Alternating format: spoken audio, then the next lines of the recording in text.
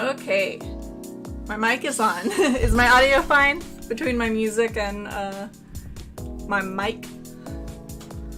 I think I got my camera to stop doing what it was doing.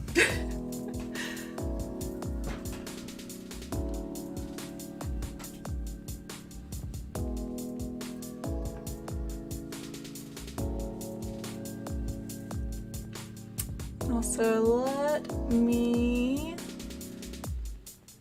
make my camera full size.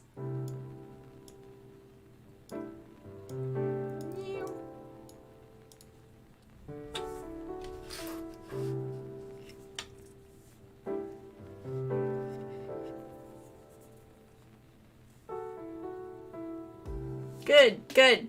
Okay. I don't think I've ever pinned on camera, like live in front of anyone before, so note that I am not a professional. I am not an entomologist. I am a hobbyist. And it works. I guess I'll go over generally what you would use. You can also like be as simple as you want. You do not need like all the crap that I have to like properly pin anything. And I'll go over some alternatives too. Also, sorry, my hands are like really gross and dry today, so sorry. Give me 1 second.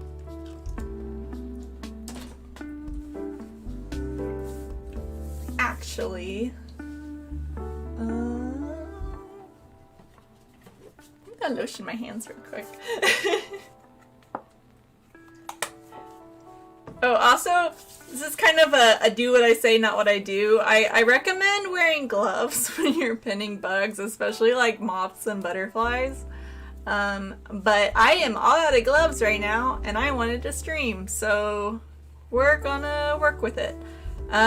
You just have to be careful because like the oils and stuff that's on your skin can kind of degrade your specimen, and especially like, I mean, this moth is already kind of in crappy condition to begin with, but all the little scales that are on their wings will start to come off the more that you touch it with your hands. So you just have to be careful. But yeah, this specimen's already kind of like, but it'll work. So this is a pinning board. I honestly prefer using styrofoam, and I'll show you guys later. These are really good for like moths and butterflies, but anything else, I honestly just prefer using a block of styrofoam, and it can be whatever depth. I mean, like the deeper or the thicker that it is, the better it is, just for your needles, but I mean, it really doesn't matter. And then different kinds of tweezers are very helpful, especially like what I said before with not wanting to touch the wings. This is kind of a good way to manipulate them. You just have to be careful so you don't pull anything off, which will happen. You will do it, and I will probably do it in the stream because I have a lot of bugs I need to work on.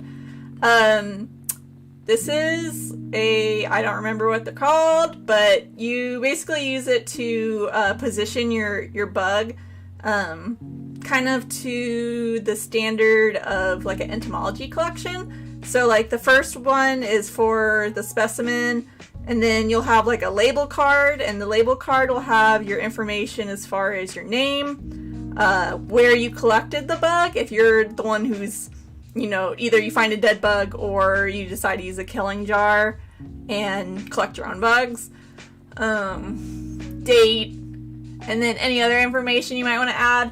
Note that, oh my gosh, let me see. Let me grab an example. I'm not going to fill these out on stream because obviously that would be my personal information, but You can either just cut them out of your own cardstock. There's punchers for them, or you know, like BioQuip and stuff just sells these. They're like nice cardstock, and so like you'd put all that information on this little tiny label, and then underneath that you would. I might get my order wrong. I think it actually. This one is going to be for your species label, and I think this is for your collection info. If you are going to be collecting bugs, as far as like, if you're going to be killing them, your own, using a killing jar, I highly, highly recommend you get into the habit of labeling them, because otherwise you are pretty much just killing those bugs for decoration. Down the line, typically they cannot be used for research when there's no collection information, you know, attached to them. And so anytime that I'm personally collecting bugs, I try to get in the habit of labeling them. You can kind of get into the the ethics of bug collecting, but personally, I think their numbers are, you know, massive compared to any other animal, as long as you are being, you know, ethical about the way that you kill them. And again, you are labeling them so they can be used for research and science in the future, then I say go for it. So, killing jar. This is like generally what they look like. This is a glass jar. This is, I believe, like plaster or some sort of similar material that's like absorbent. And then on the lid, you are going to want to have a label that says poison. So usually what I recommend and what a lot of people use for knocking out and killing bugs quickly is, this is empty right now and also really smudged. This is ethyl acetate. It is fairly toxic, it's flammable, don't drink it.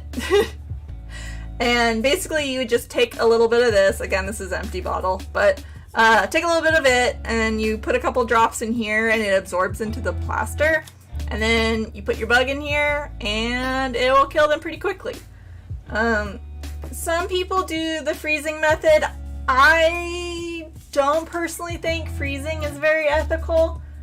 It's very slow, and if you do not leave a bug in the freezer long enough, it might not die. So it might just go into dormancy, and when you take it out and you pin it, turns out that it is still alive. So if you want a for sure method, I would just stick with ethyl acetate.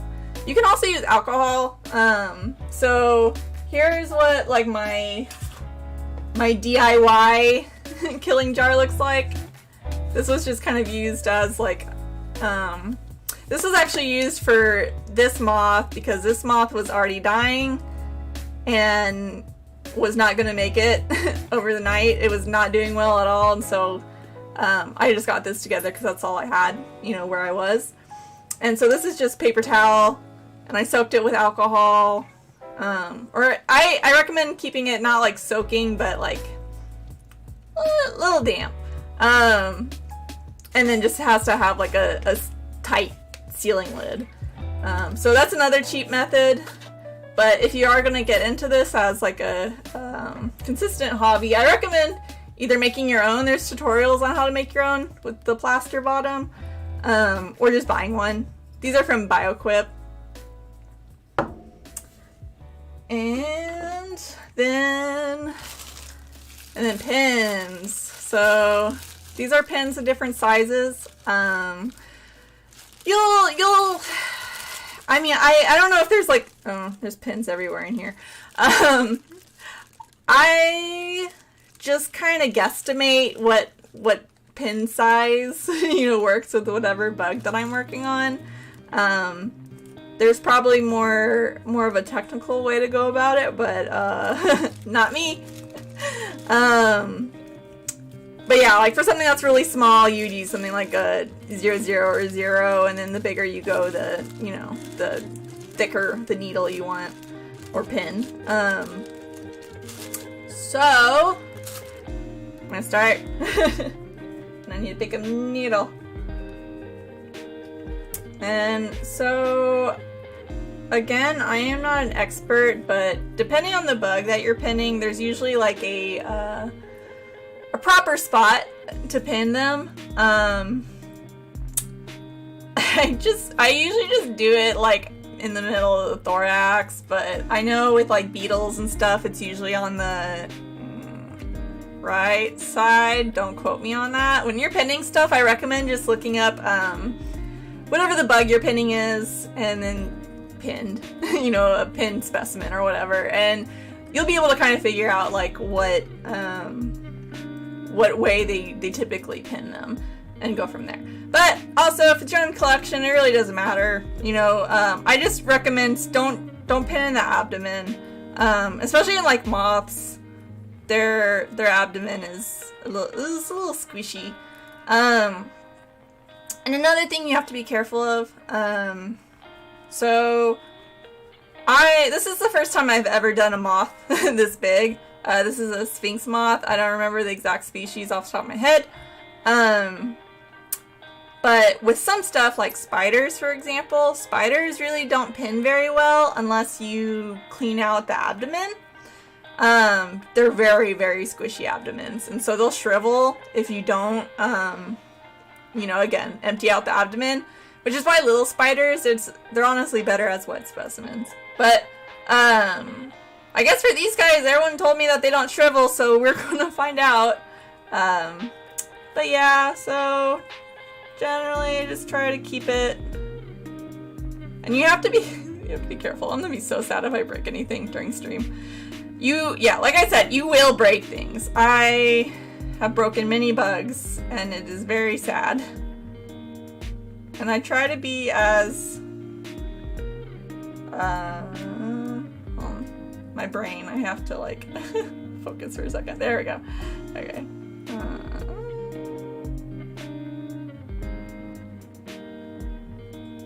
I'm trying to keep it on camera. This moth is a Sphinx Moth. I don't remember the species name, so I can post that later. I just don't know it off the top of my head, but okay. So got my little pen thrown out, and then you would take your little stair thing and line that up. That pin is almost at the top because he's, or she, I don't know how to tell, is thick. They're very thick. And I hate these pinning boards so much, but they're probably like the best for something like this. So basically you'll have that, you stick it in the little thing, and you are going to bring your specimen, like their body, let me move this over, their body into that crevice.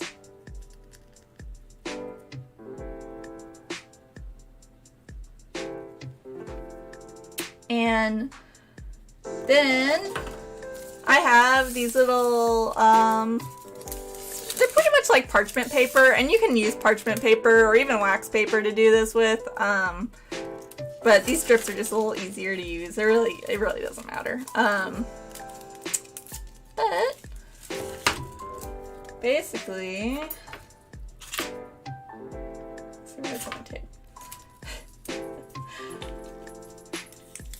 I am not great at talking while doing stuff, but I'll try my best to explain what I'm doing.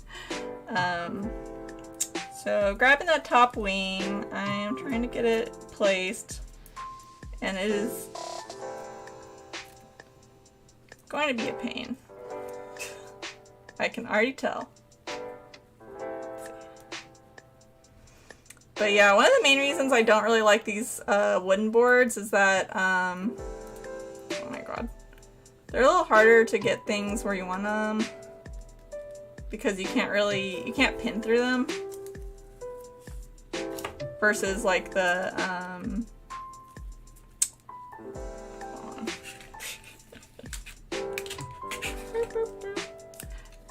versus the styrofoam. Oh my god. You know what? I'm gonna pre-tape so I can grab them. You can tell that I was very prepared for this and totally didn't set this up like an hour before the stream.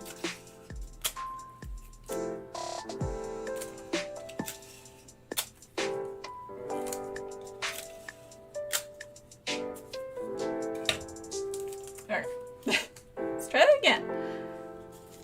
But yeah, you can even see, well, I guess I don't have any on my hand right now, but yeah, like there, you can see that's all like little scales and stuff that are coming off of the wings. But yeah, this moth is not great condition, but I wouldn't want it to go to waste. So I use tape to keep this down.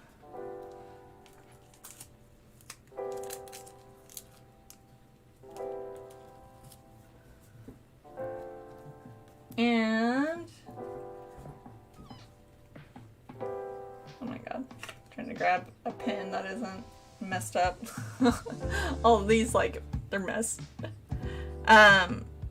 So on the styrofoam, I usually try, like, yeah, this isn't gonna work. That's fine. On the styrofoam, instead of tape, I'll use pins. It just feels like a little bit tighter, but this will work. And then move her down a little bit. And then we're gonna do that with the other wing on the opposite side. Another tip is if your camera on your phone has like a grid that you can pull up, it's a good way to tell if everything is straight or even. I can already tell it's gonna be, hold on. Another thing, which I forgot to do. I also recommend just kind of pinning around the abdomen to keep it where you want it. Otherwise it will move while you're pulling on the wings.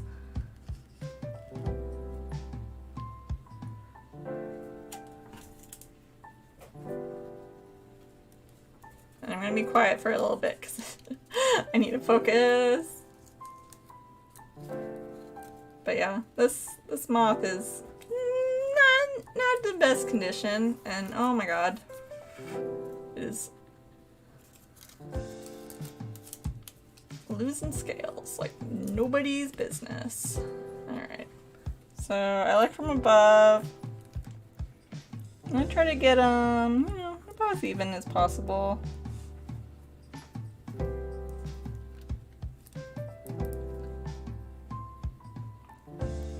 Which obviously you guys can't see from because it's top down. Eventually I would like to figure out a way to like film these stuff like from top down, but I don't have that kind of rig right now.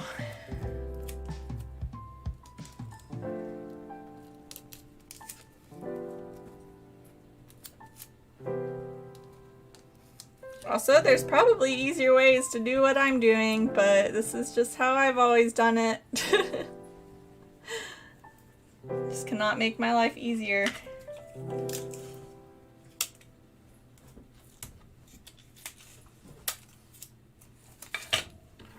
Alright, let's see. I'm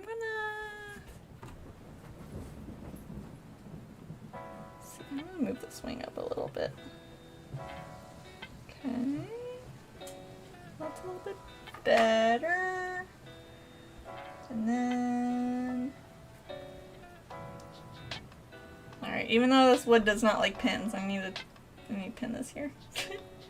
And also, when you are pinning around the wings, do not pin through the wings. I know that might sound like common sense, but people do that. So please don't.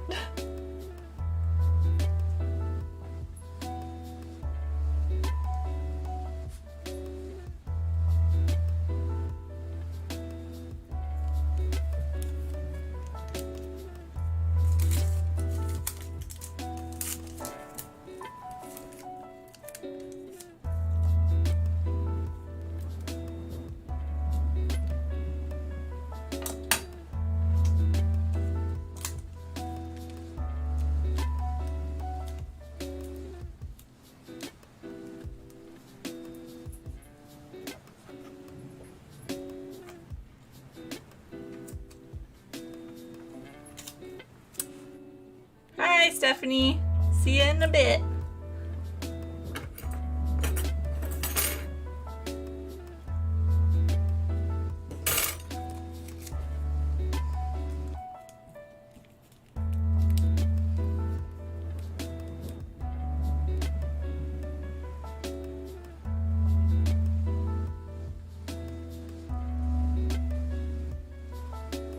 I saw somebody that had a board like this, except for the top of the board was cork. I could probably DIY it really easily. Excuse me, I haven't gotten around to doing it yet. I think having a cork on top of this would make this perfect. Because the wood is just, it's soft wood, but like the pin, like, you know, I'm putting a lot of pressure on it, and it's hard to get it in. Hard to get it to stay.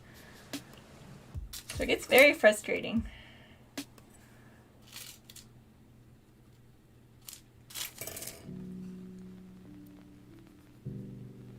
Let's see.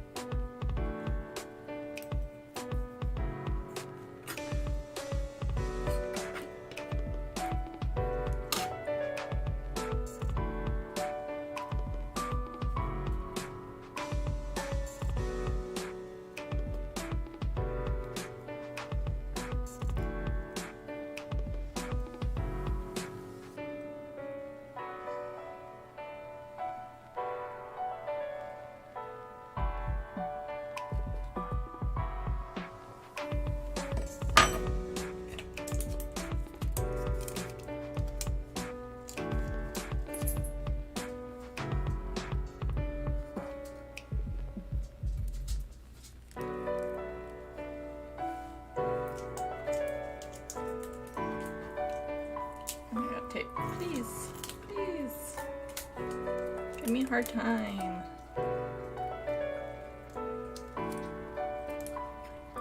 I don't know why I made these tape strips so long.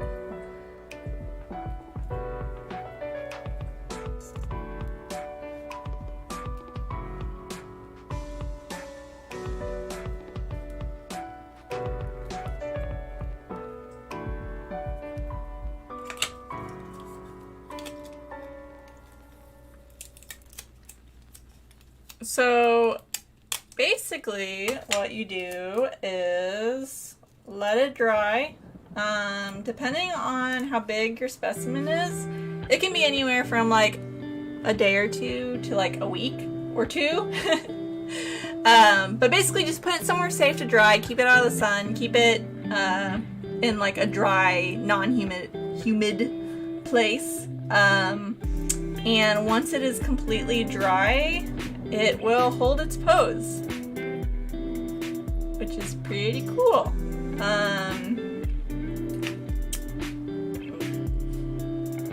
a little risky. Not like the position of this. I'm scared I'm gonna mess it up. Okay, let's see. I want her to sit up a little bit. But yeah, once it's completely dry, once you remove everything, it's going to be it's going to hold your pose, so you do not have to worry about that. You do have to work with, well, you don't have to, but working with fresh specimens are usually best, and if you don't have time at that moment that you find it, freeze it. So, like if it's dead, obviously. Freeze it, and when you're ready, you take it out and you thaw it.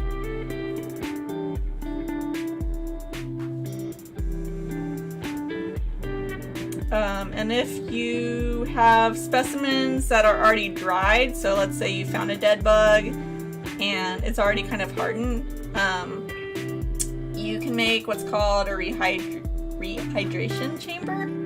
There's tutorials on how to make those on YouTube. I have not actually done that yet. Even though I do have some specimens that I do want to do that with at some point. But basically it's just kind of a way to rehydrate them so they're like pliable again. And I have a couple specimens I'm going to work on tonight that might not be hydrated enough for me to do that. So I can kind of show an example. So we'll see.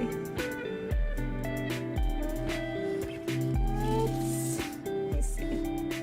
That looks not perfect.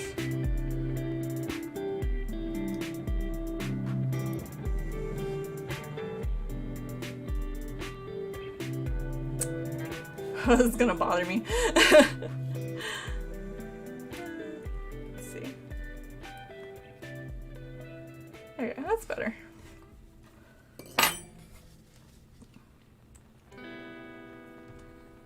It's definitely important to look at your specimen from different angles too if you're trying to get them even. Again, because I'm not a professional, I don't get like too anal about them being like perfect, but I do like to try.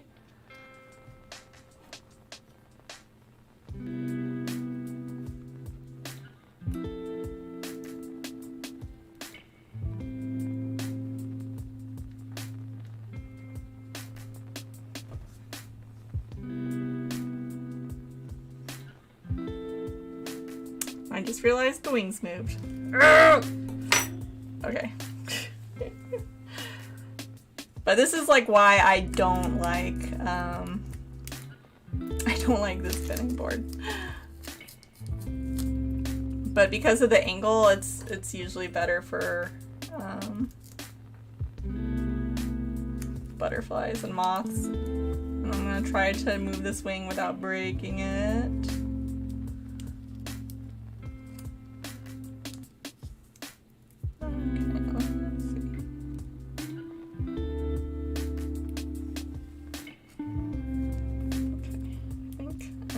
That and try to stick some pins in there so it stays in place. Arr. Come on.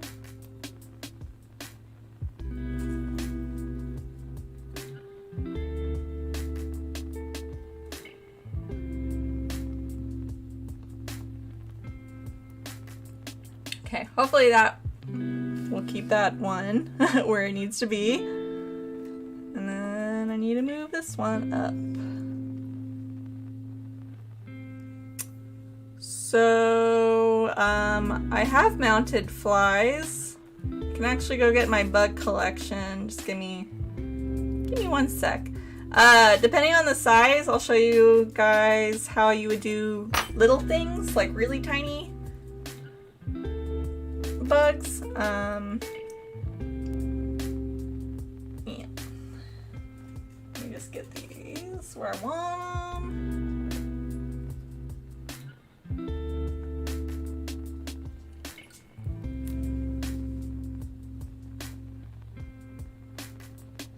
Yeah, good enough.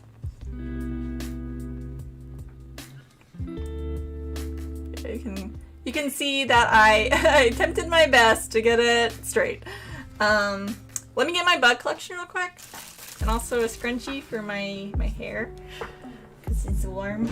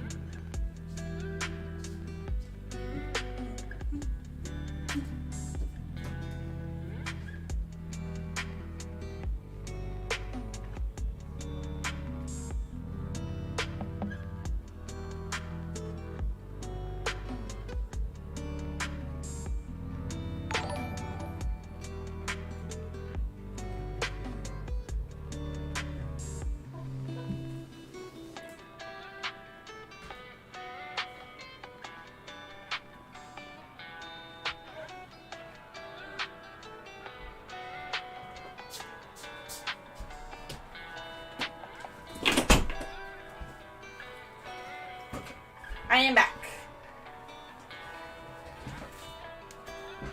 So I can't show you everything in my box because it does have my name on it.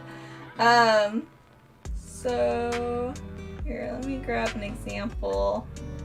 And I'll take off my name, my little name label on it. So here's how you do flies and really little bugs. Not all flies. If the fly is large enough for you to get a pin through it without you thinking that you're going to completely destroy the abdomen, I can show you another example of that. Here. Oh, I gotta take a label off. Okay. So here's another fly. I'm trying not to break. Let's see if I can.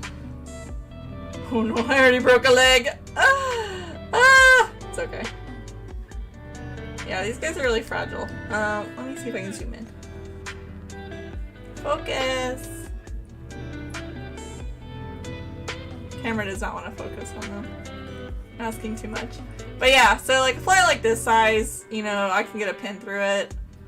Something this tiny, you just cut a little triangle and you glue them on it. You want to try to get as much of,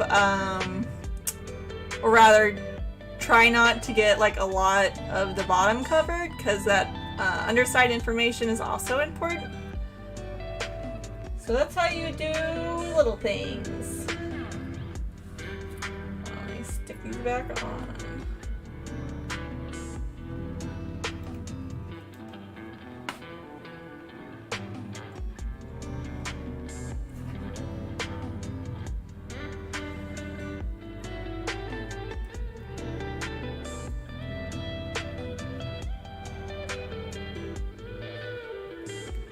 Or like here's a robber fly that I did.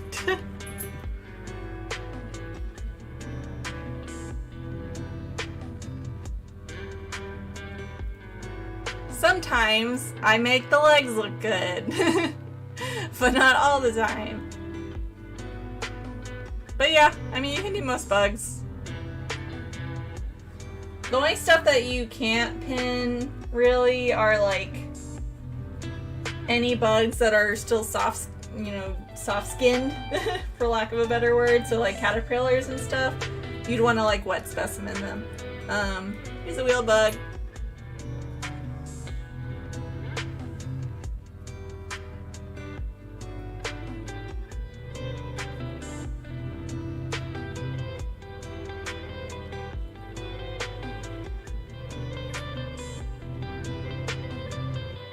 But yeah, you can see how here's a grasshopper. I really like this how this grasshopper came out. I'm probably gonna frame it. I don't know. Let's see. I'm gonna move this over here. There you go. But yeah, as long as you let it dry, then it'll hold its pose. So it's pretty cool. A lot of people don't know that grasshoppers have really cool wings. So that's something you can do with a grasshopper mount. It's a pain, but you can do it.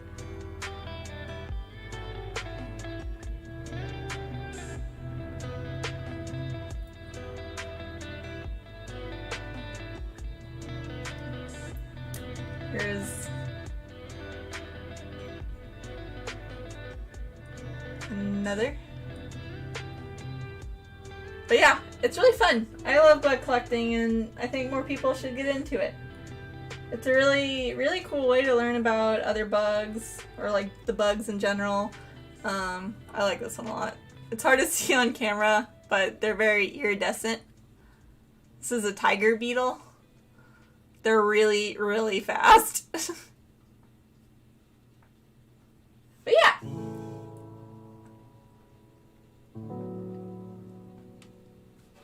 I'm gonna put that to the side, somewhere safe so I don't knock it over. Alright. Alright. Let's see. Now on to the next bug. So this, I think, was the only moth slash butterfly I was working on tonight. So I'm gonna move this elsewhere and bring out one of my styrofoam. And put this somewhere. Actually, here. Put this over here.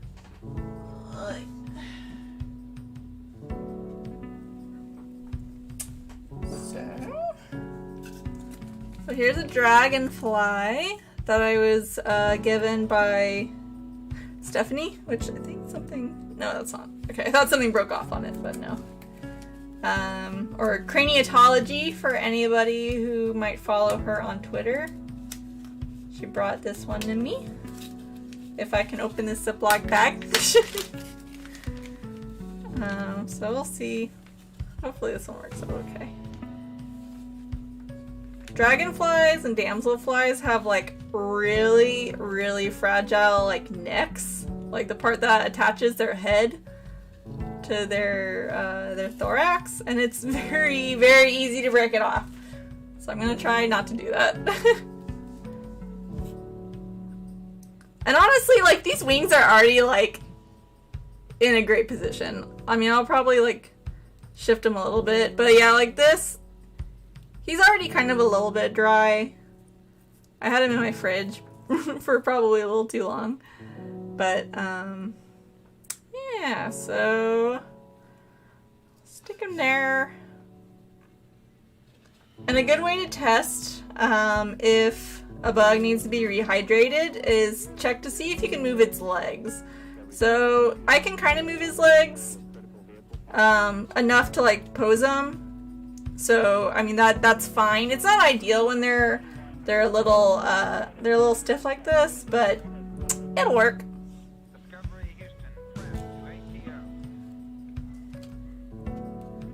Let's see, what pen do I want to use on you? Okay, so I like working with dragonflies a bit more than moths and butterflies because they don't have scales on their wings for me to fuck up. I mean, I can still fuck it up, obviously, but it's a little easier to handle. Except for, let's see. Except for I have shaky hands.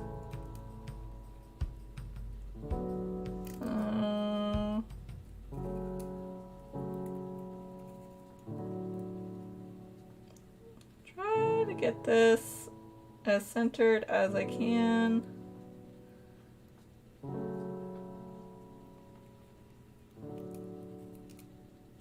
It's probably good enough. You can see. Got pin in the center. You can check it from both sides. Bring out your little stairs, which again you don't need this really, but it's just nice for consistency's sake. So for rehydrating, again, I haven't personally done it, so I'm probably not the best person to advise on that, but I've seen how it's been done. There's a couple methods. I've seen people like get a Tupperware that has a lid, and you'll get some paper towels, you get them damp, and then you kind of make a little platform for your bug, and the humidity within that closed Tupperware will rehydrate them. You just have to be careful not to leave them in there for too long, like if you forget about them, because they can mold. So that's just something you have to be careful of. And I know there's some other methods. Again, I just recommend looking like rehydrating insect specimens on YouTube. And there's a lot of tutorials out there. I have not had to do it yet, but I probably will eventually. I'm just gonna pin them somewhere. And then I'll just go and squish them down where I want them. For bugs that are like flying, like big wings, usually people just kind of like leave their legs hidden underneath the body and out of the way. I'm gonna try something different. Let's see if I can pin the legs out. These are my famous last words. as I try to get the legs out.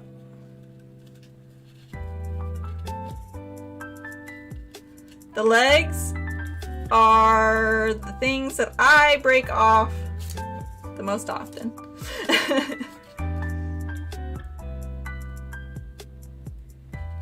But when you can get like your legs like all perfect, it is just very satisfying. So I like to try. Worst case scenario, you break off a leg. You can glue stuff back on too. Really depends on how motivated you are to keep those parts on. Because sometimes if I break, most of the time if I break off a leg, I'm just like, fuck it. I'm gonna leave it. I do not have the energy or the patience to glue back a little tiny leg. Sometimes for stuff like if I mess up like a wing or something, you know, that I might be more likely. So this is kind of like the reason why I like the styrofoam. Because the tape and parchment paper method that you use with butterflies is not as sturdy, but when you have this with pins, you can be a lot more accurate with you know, keeping everything stable, which I'll show you guys with the wings of this guy.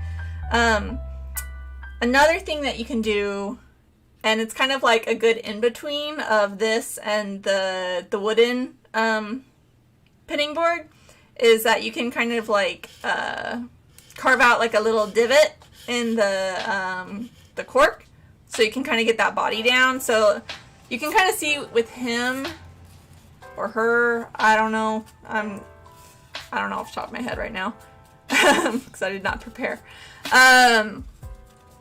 They're going to be like a little bit angled, just because of the fact that their body isn't being you know, evened out with their wings. But we'll make it work.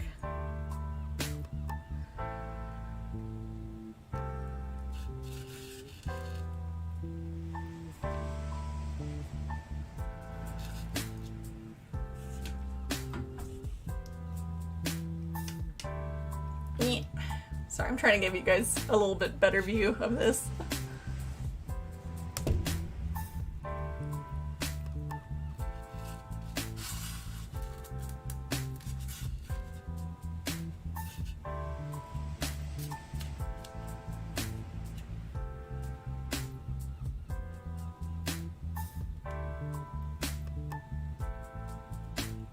And another thing, whenever I'm like placing like legs and stuff, I like doing kind of this crisscross method with the pins. So that like lower half, like that bottom, is where you'd kind of secure, you know, the leg down. Hopefully that makes sense. I would draw a diagram right now, but I do need to get these guys done.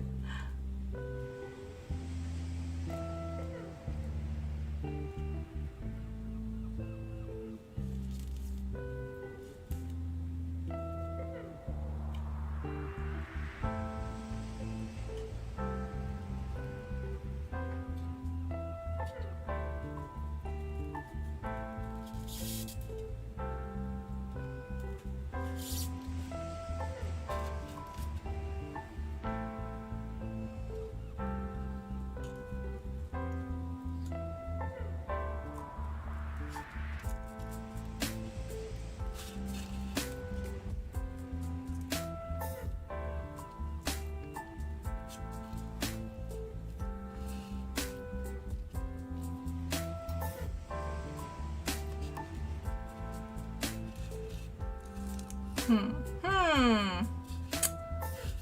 don't know if I'm gonna be able to get those legs where I want them. I'll keep his front leggies out and we'll put his back leggies away, or try to.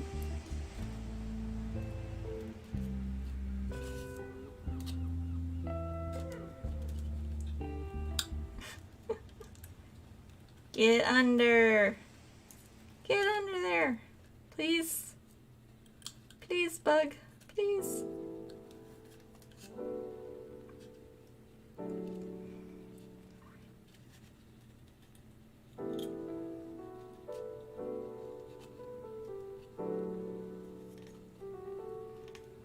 Okay. I think that will work.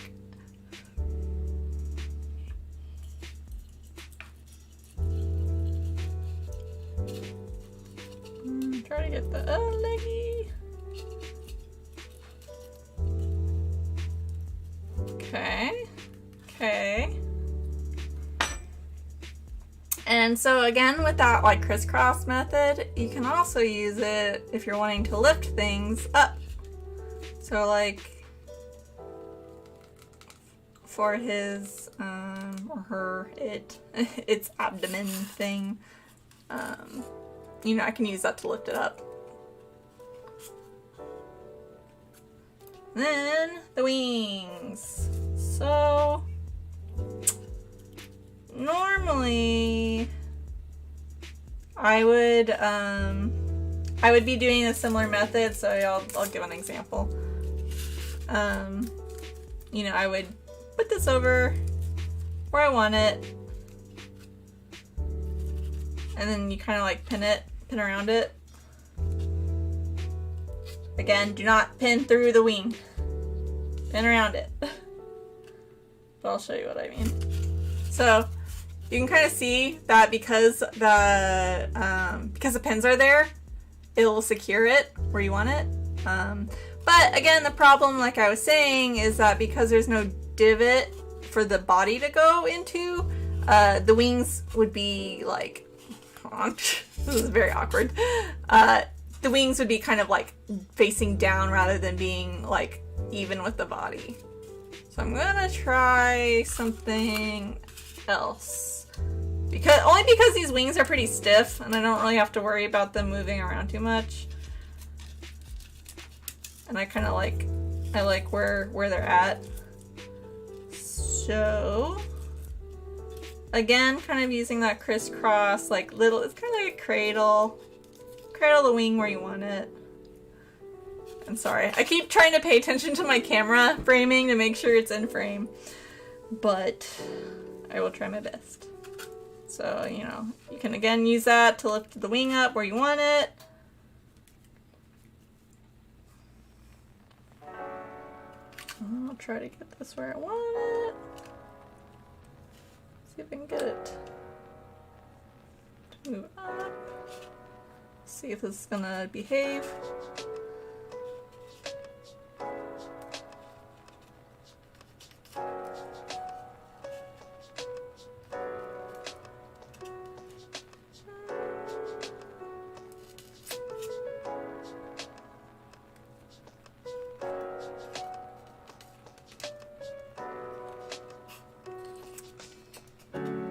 But yeah, this can be where you kind of run into problems with the wings, because they're not being you know, put down flat against the surface, and the way that I'm trying to hold them in place, they'll start to kind of like roll. Let's see here. You know what? We're gonna start this over. I'm gonna do this on the butterfly board, because it is going to bother me. I used to have a board, a styrofoam board that had like the divot that I was talking about. I don't know where it is. Could be anywhere in this house. I just need to make a new one. Because the plus part of the wooden one is that it's adjustable. So let me grab that again. I'm gonna move this here out of the way.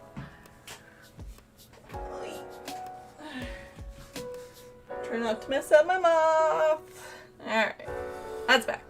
So you can kind of see that this area is like adjustable. That's what this is for. So, you know, This one is a lot like bigger bodied than, you know, my Dragonfly, but we're gonna make him work. Yeah.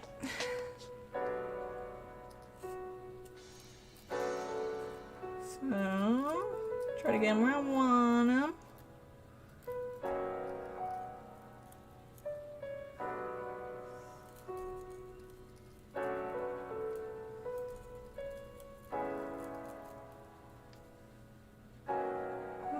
Just push him down. Push his legs down. Get in there. Try not to break things. We're gonna squish him down. Try to get that other leg down there. Very carefully. Come on. There we go. Come on. There we go.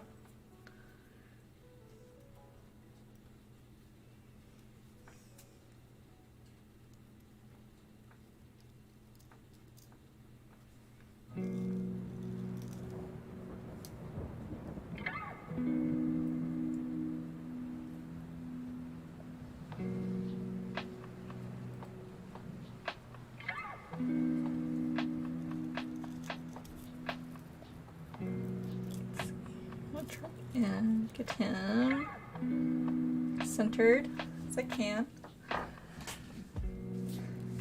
And then I'm going to secure the body where I want it.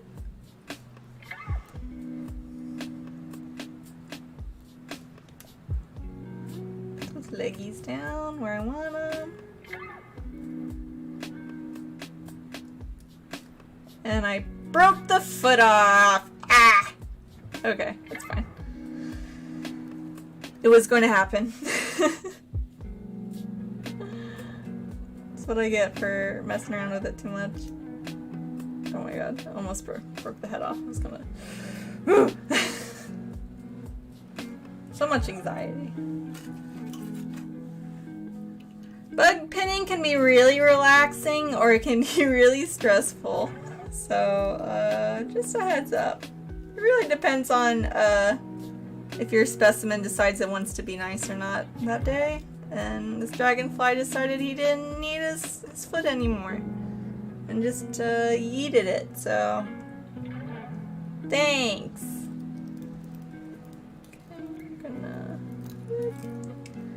I'm trying to get his leg underneath. Get it where I want it.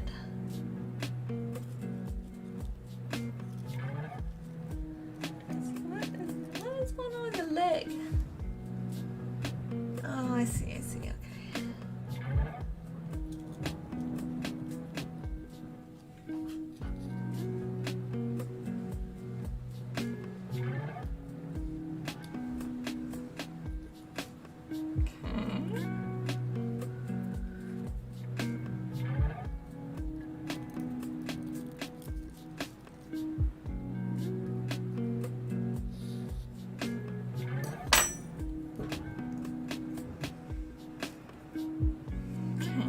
Going to get this where I want it. Dragonflies are another one that their body's gonna shrivel a little bit. So it doesn't look great, but you know, everybody's going to be looking at the wings anyway, so it's fine.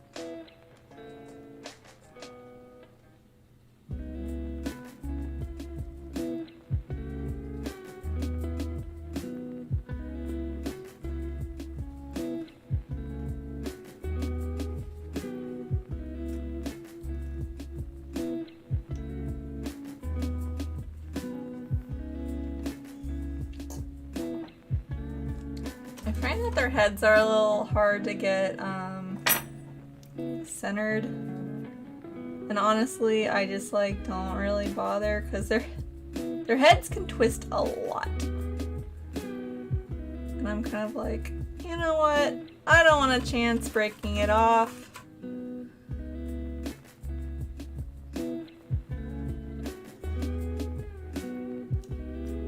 Oh my gosh. Let's see. I need a longer needle. Let's try this one.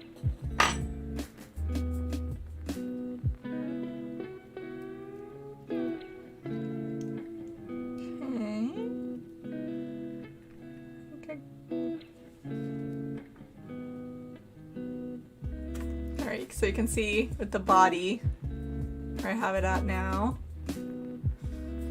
And then time to do the wings. I'm gonna pre-trim some tape for me.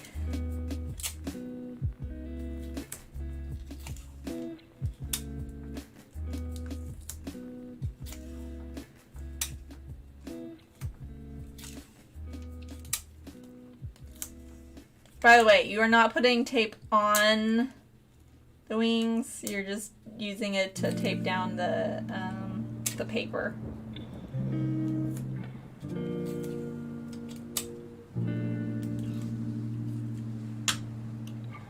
Alright, let's see. Now, gotta see where I want everything. So...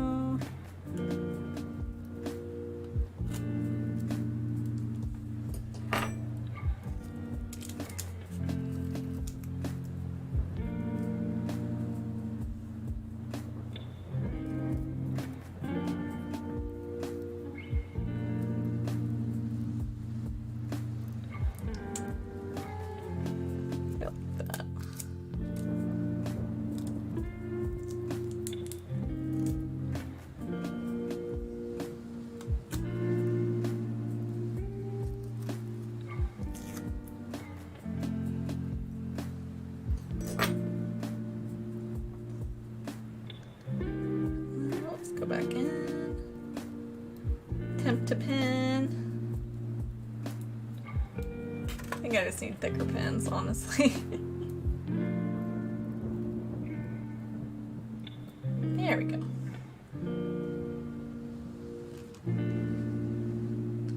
Just get that where I want it.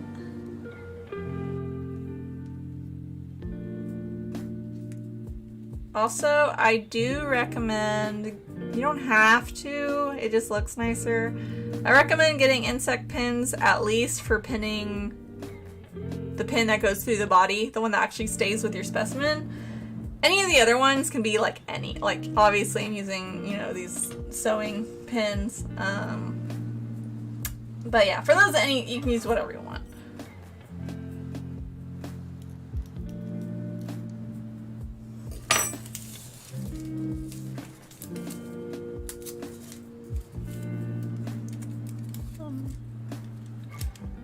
I like this side how it is. So I think I'm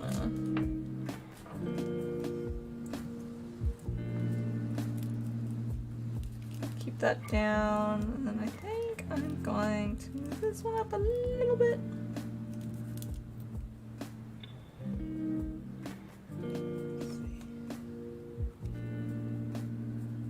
Let's put a pin here.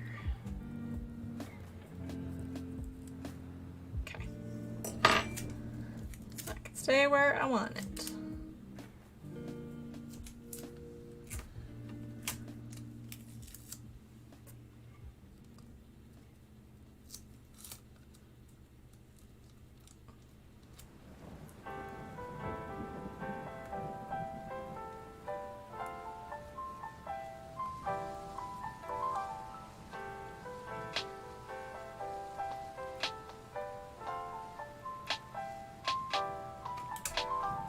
But yeah, for any of you guys who want to kind of get into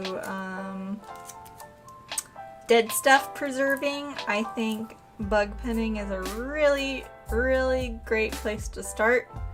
It's super cheap. super cheap. You know, you can literally do this with just tape, sewing pins, and a piece of styrofoam, and a dead bug.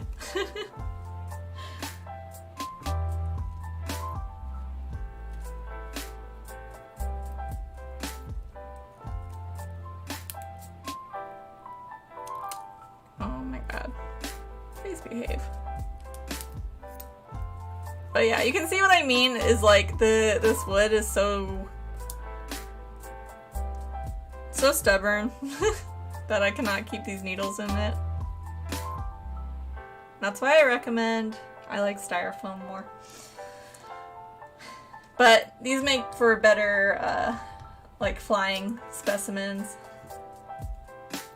I just deal with it even if I don't like it.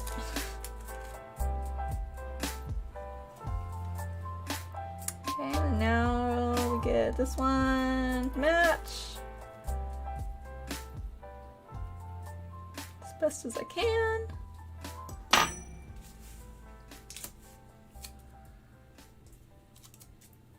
I'm on tape. I'm on tape.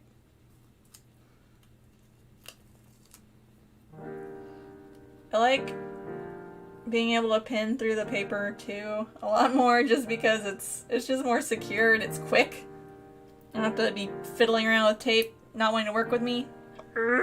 Okay.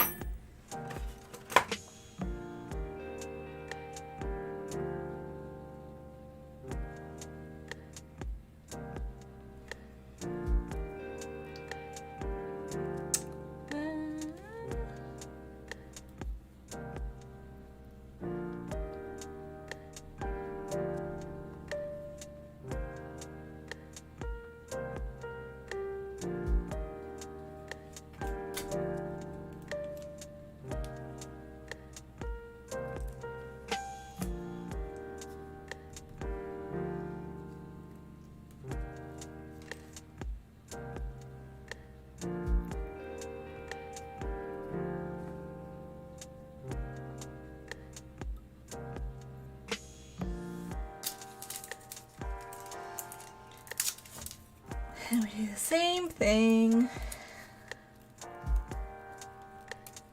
Get that where I feel like it is close enough to being symmetrical.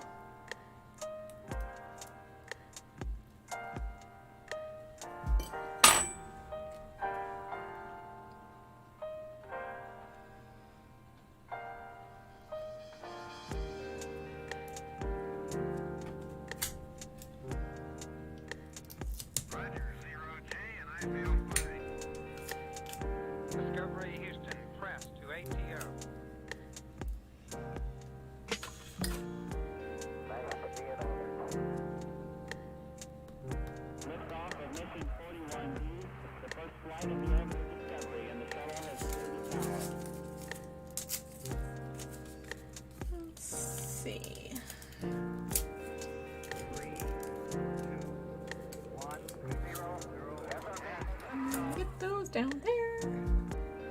Discovery, low and throttle up. Discovery's 4 computers now have primary control of critical vehicle function.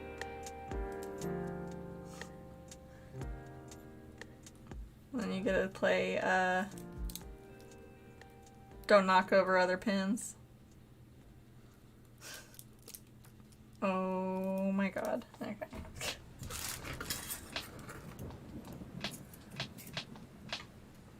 Another good use for tweezers. Let's see. We'll tape you down.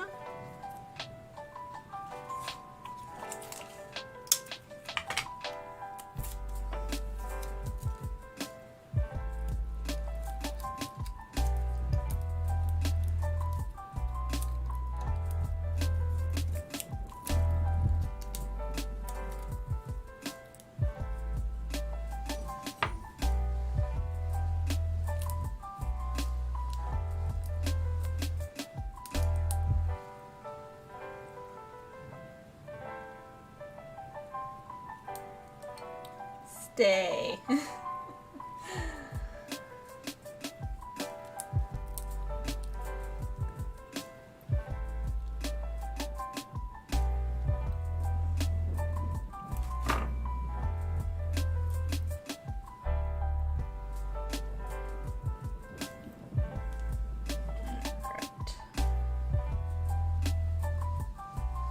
Yeah, even enough. So you guys can see.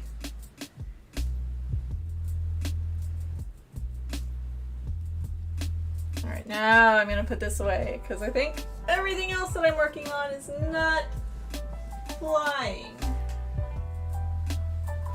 And I'm going to go retweet my streams again real quick.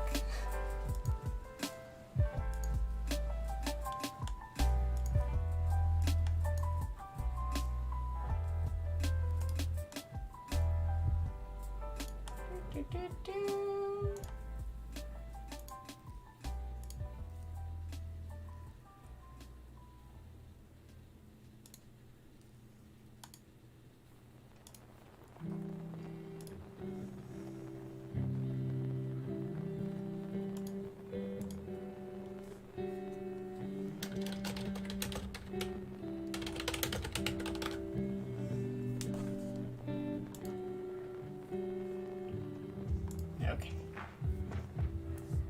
Let's see.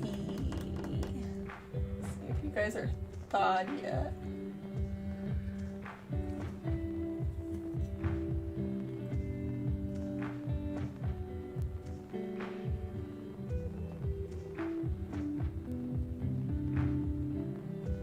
So here's an example of a bug that you should rehydrate, which I need to rehydrate this guy. This is a rainbow dung beetle.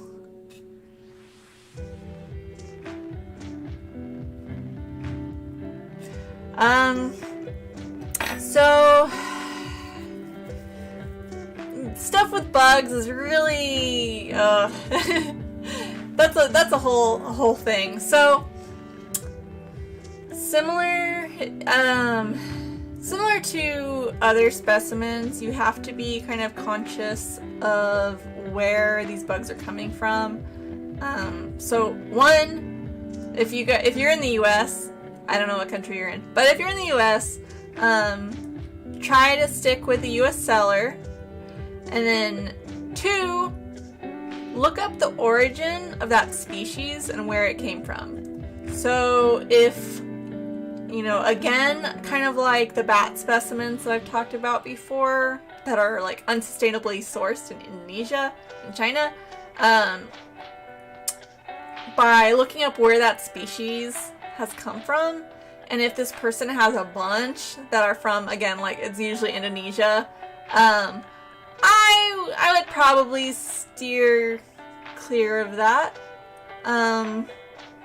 just because, you know, you kind of have to be,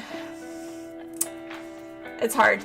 You know, I have mixed feelings about killing bugs just for decoration alone, especially if there is no scientific background behind them.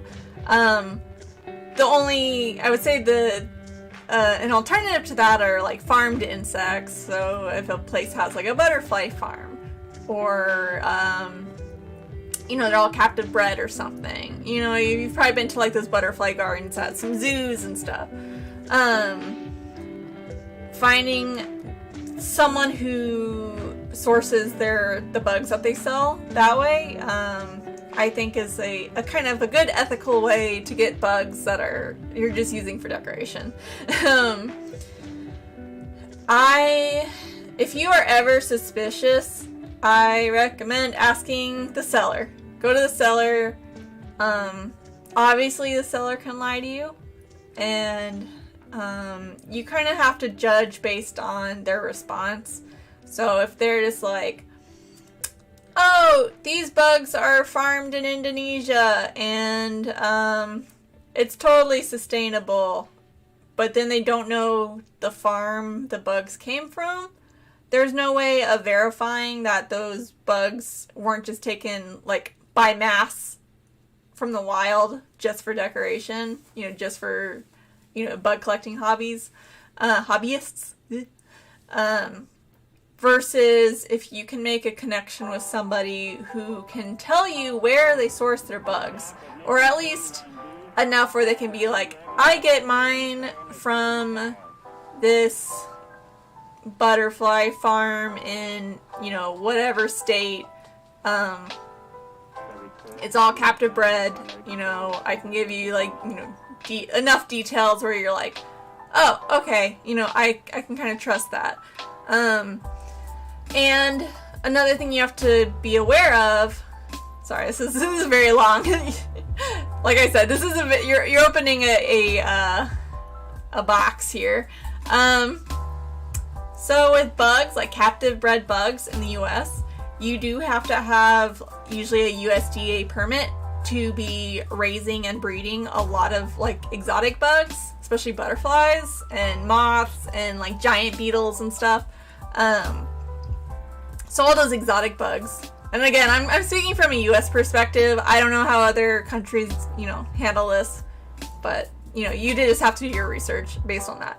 Anyway, US, you have to have a USDA permit if you're wanting to breed, own, or house, anything, with a lot of exotic bugs.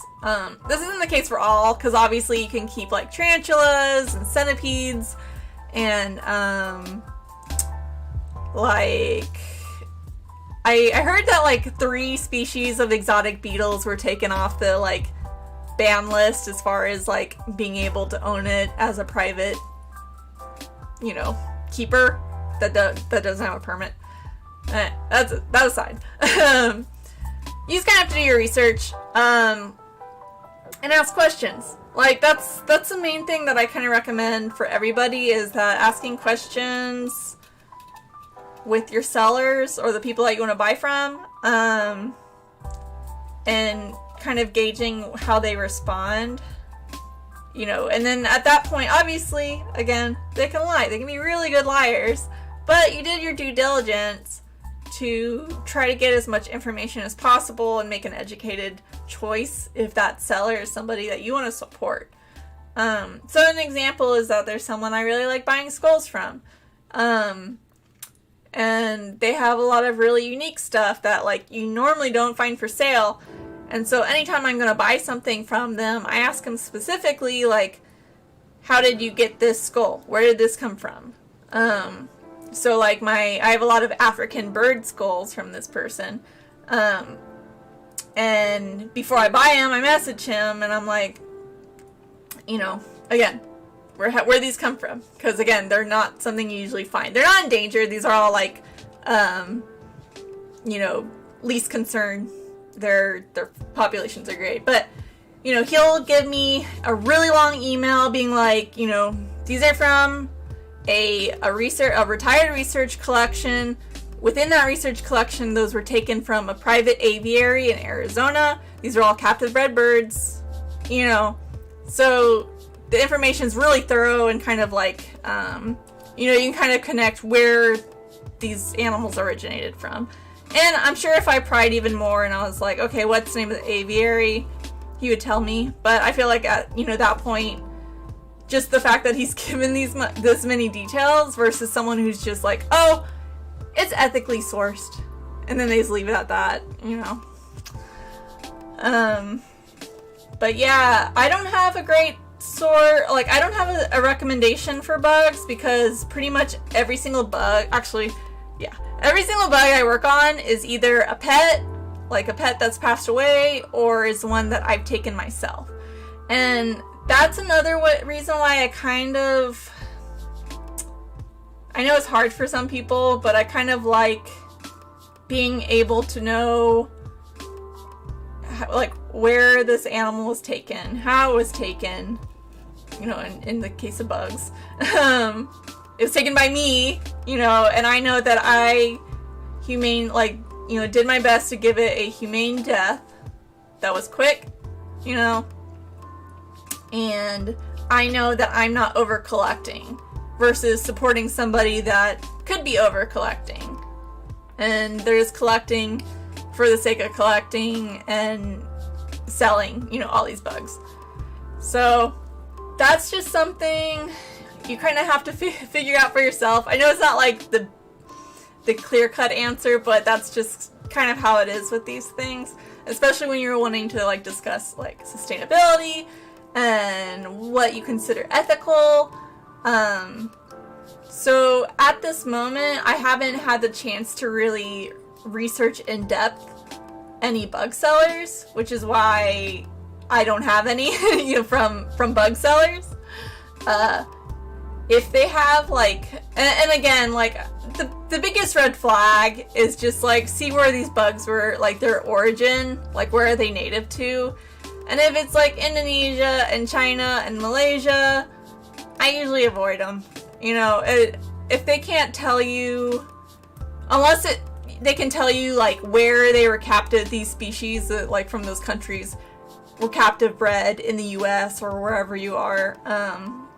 Those 3 countries are the ones I tend to avoid, you know, just to kind of be safe than sorry.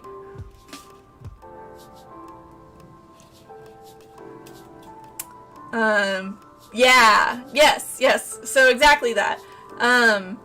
You know, if you're wanting to be ethical by your own standards, and a reminder that everybody's ethics are going to be different. And I talk about this in like my skull, my taxidermy streams. It is like your duty as much as the seller to get as much information as you can. If you're trying to stay within, you know, your own personal morals and ethics, and trying to stay sustainable, because sustainability is like the most important part. Because if we over collect an animal to extinction, then we don't have our hobby anymore, and it's important to protect, you know, the environments that we take these bugs from or these other animals from, and make sure that we are not just taking animals just to take animals, you know? And I find with like collecting bugs, like there's a lot of educational value to it, but that's again why I think it's really important to label your bugs, because then they'll be useful to somebody one day. But yeah. Very long-winded answer, but basically, you know, just source checking is really important. You know, if it's something that matters to you. Some people don't care, and there's nothing you can do to, like, make them care. And there's always going to be people like that. But I think pushing our communities more towards being sustainable is the best for everybody. And the best for the animals. You know, this is a really, really fun hobby, and I think it's a really great way for people, especially people who are even scared of bugs, or they don't know a lot about bugs. It's kind of a good way to get closer with them. And, you know, you're interacting with them, you know, hands-on, but they're dead, so you don't have to worry about being bit or stung or whatever. I mean, you could maybe sting yourself, but it's unlikely. But, yeah. Let me see. I need to see if any of my... I thought out some other bugs, but I think some of these are a little dry. I had a Halloween hisser that passed away, which is this guy. But he's pretty hard, so I don't think I'm gonna be able to... I'll have to rehydrate him. Or her. I think it's a girl.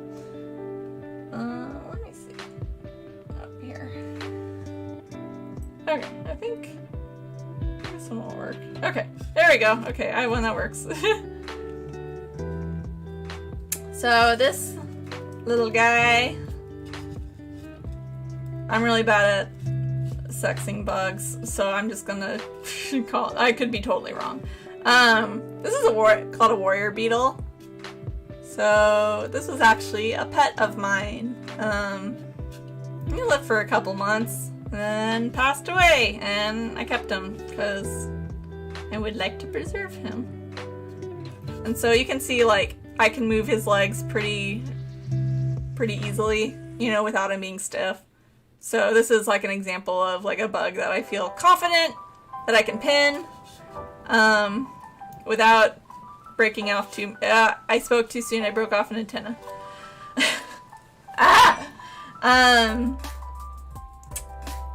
But yeah, so for these guys, it's gonna be hard because their exoskeletons pretty hard.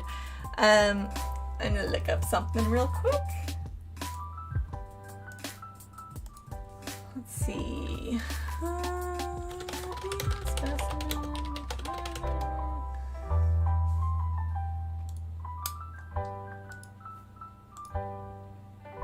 Okay.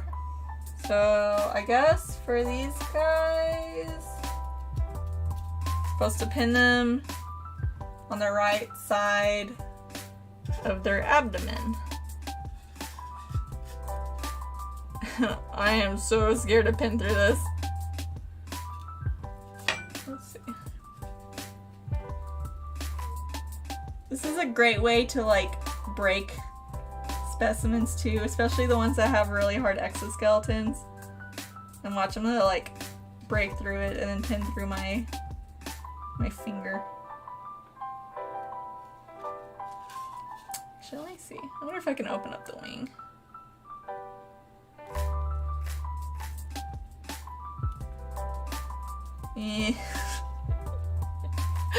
I'm scared.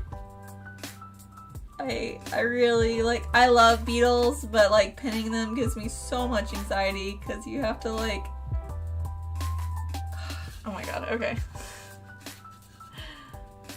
Alright, let's hope for the best that I don't break this when I put more pressure on it. Ooh, I'm scared.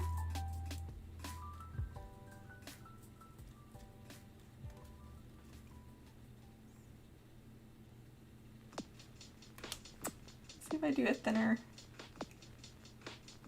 needle.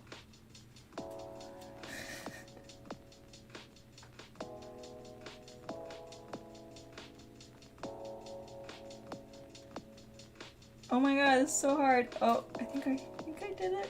Let me see. Is it going through? I think I did it. Oh my god.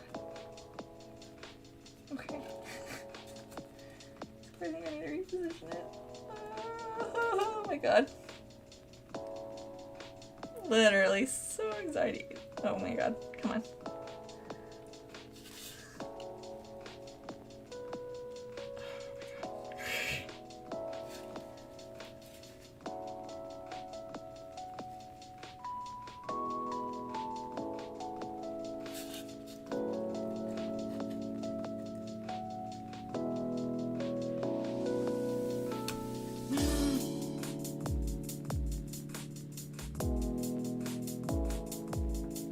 I heard a snappy noise. I'm scared. Oh my god.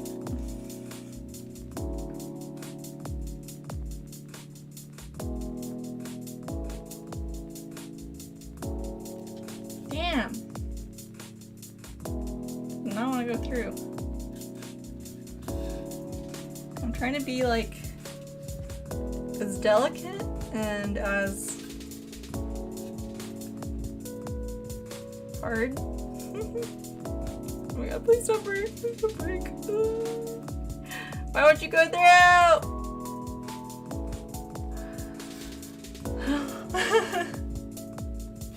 Oh my god, I'm scared. I don't want to break him.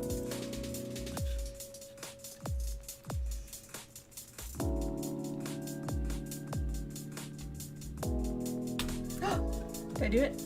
Oh my god, I did it! And I didn't break it! It's a little uneven, but it's fine. Oh my god.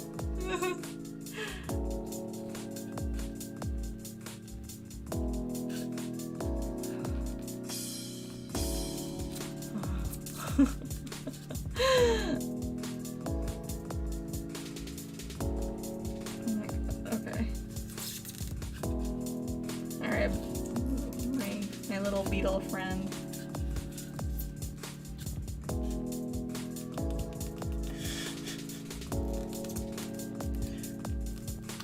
Alright. Okay. I'm gonna move you down. Please don't break your leg.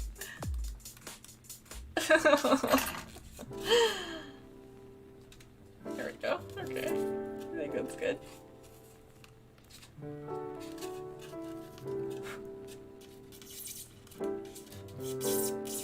Actually, yeah, we'll start at the top and work our way down.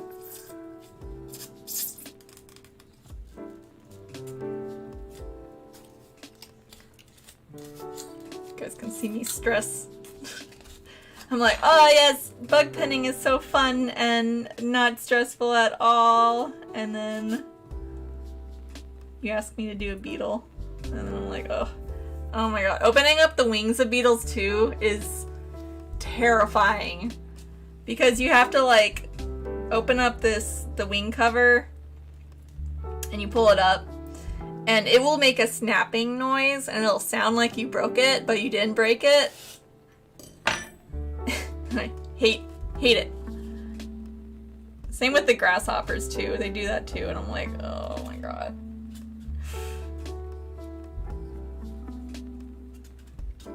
So, before I do the legs, I always like to kind of pin the body where I want it, so it's like straight and it won't move around on me when I'm like shuffling the legs around.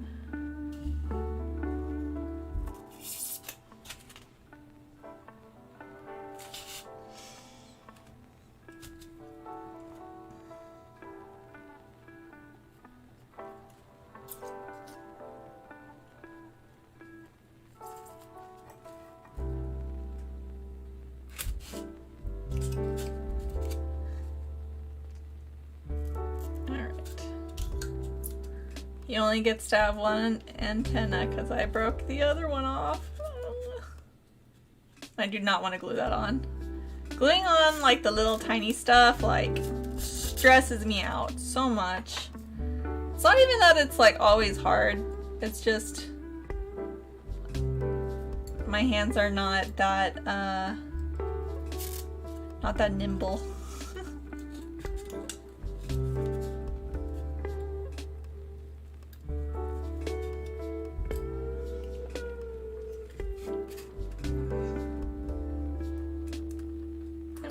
Leggy out. I really hope I don't break any legs. Okay, so we got like the first leg out. Looks like one of his legs are actually already broken, and it's not my fault. But we'll just roll with it.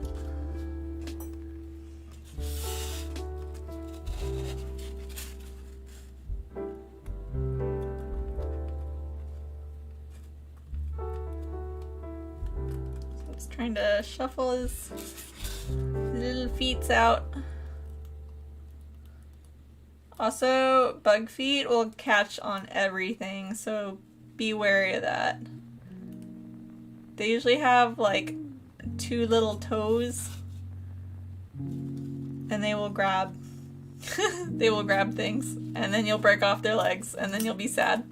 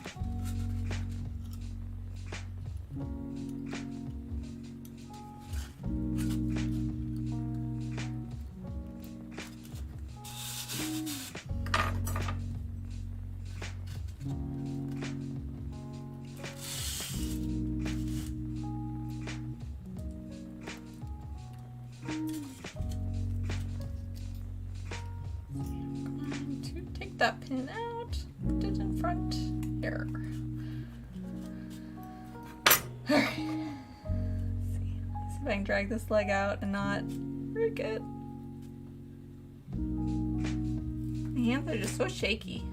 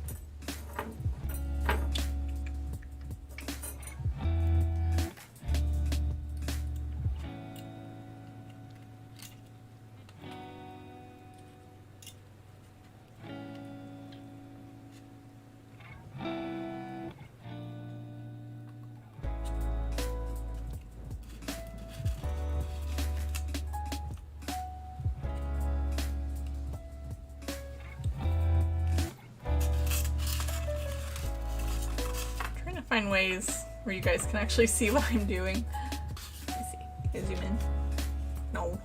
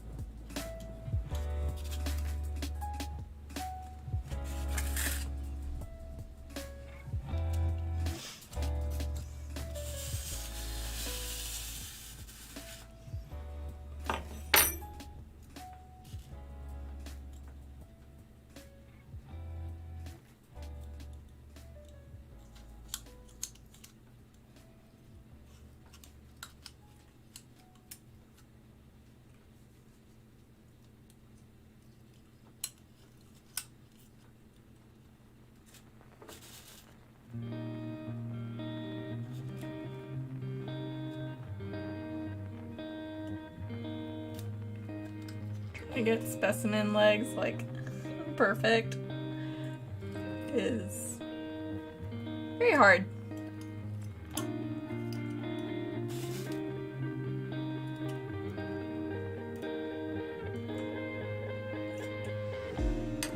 Let's see.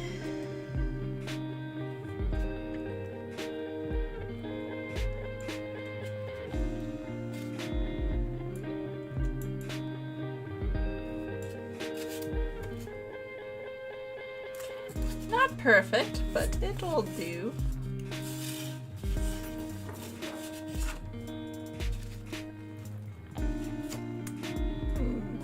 And move me over.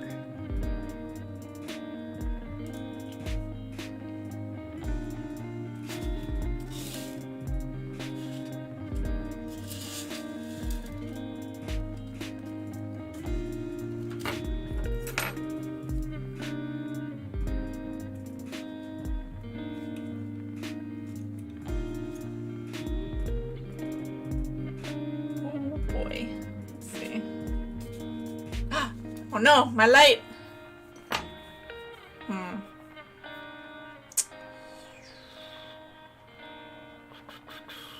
Give me 1 second. My light died on me.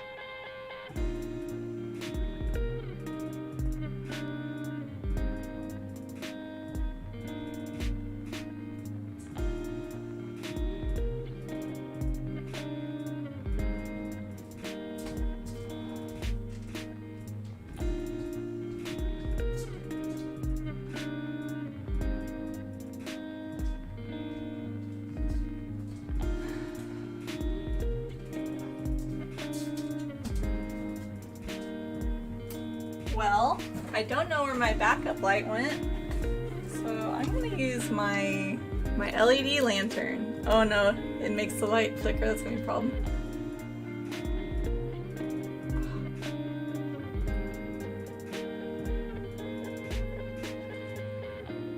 I don't know if the mic picks up the LED like screaming that it makes, but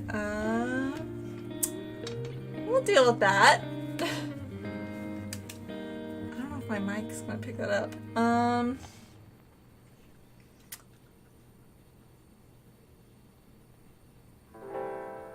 Are you guys able to hear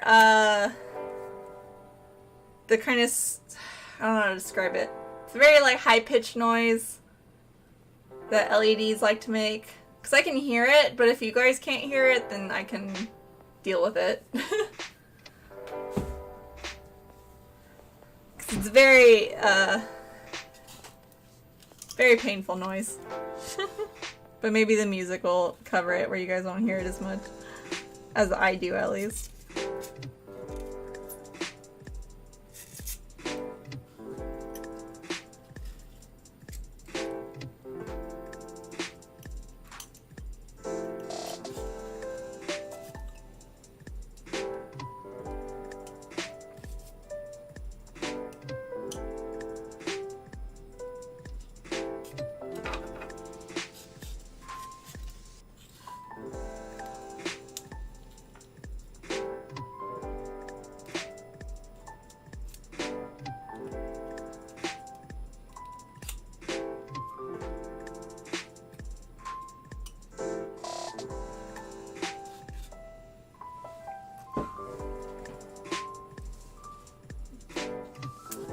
Okay, sounds good. As long as it doesn't bother you guys. If it does, then I can figure something else out for light. But I think because of that, I'll probably maybe pin one more bug and then call it a night. I'll have to see what I've got.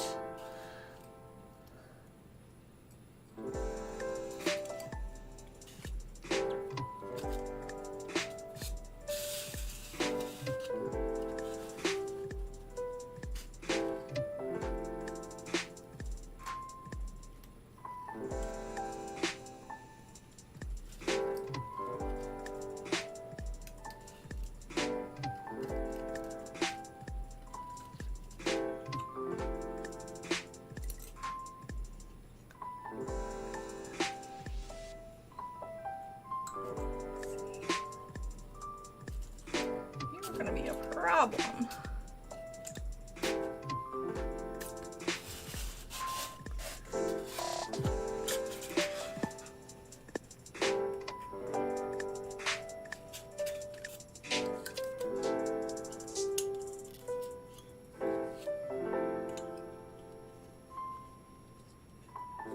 Nice. Okay, there we go. Beetle. Hi, Stephanie. Sorry for the high-pitched lantern noise, if you can hear it.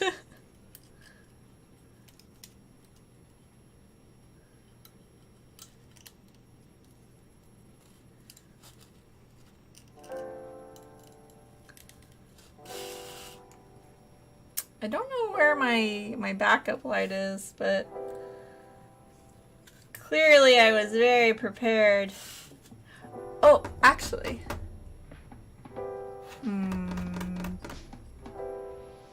No, I'll deal with it next time.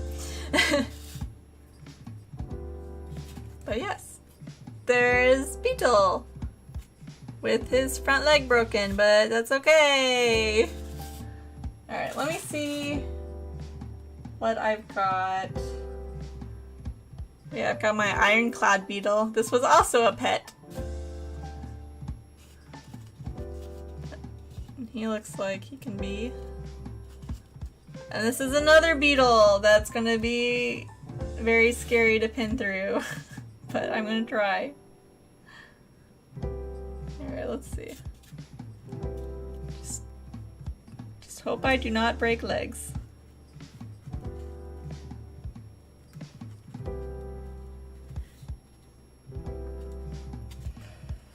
Oh. Hold on, I gotta shut the door. Sorry. Dogs bark.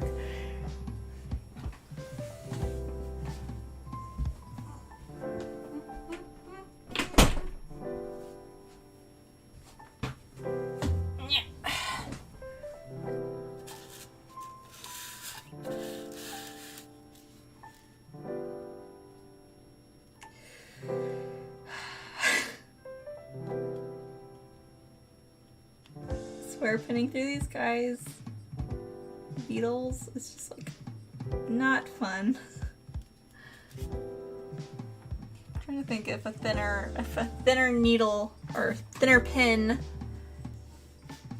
would be less likely to break him. Oh my god. This sucks.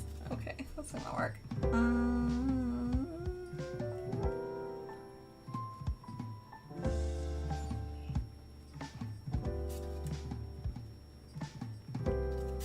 Alright, friend, please do not break.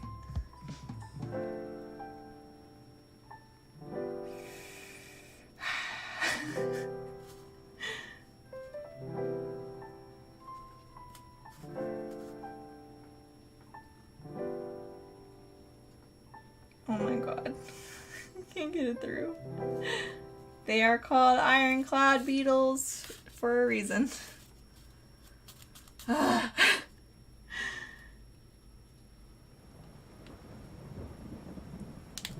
Oh my god. You know what? I'm not gonna pin him like you would a normal one. So here's something else I can teach you guys.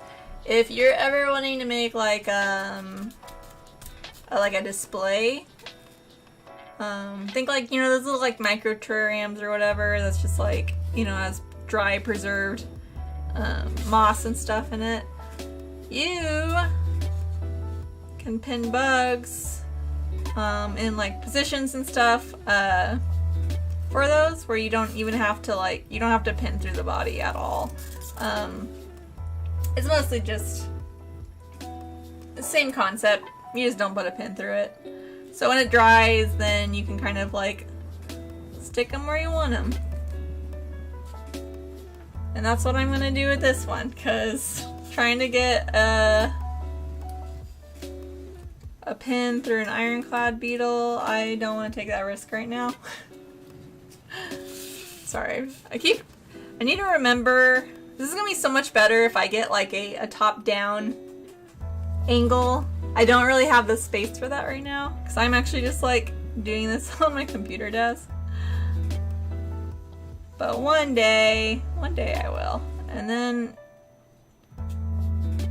these streams will probably be a lot more easy to follow.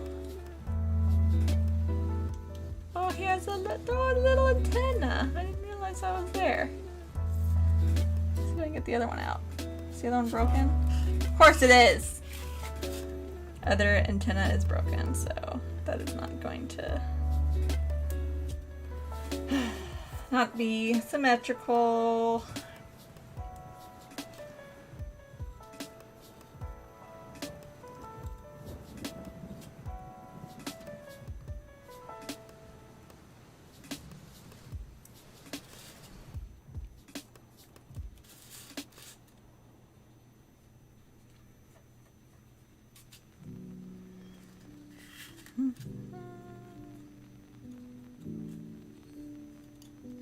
Oh my god, come on.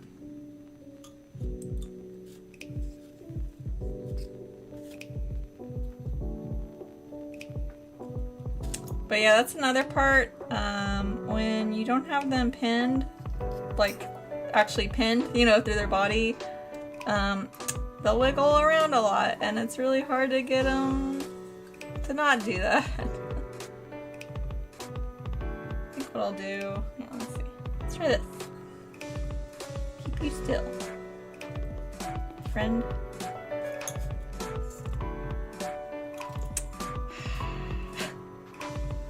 It's gonna give me trouble.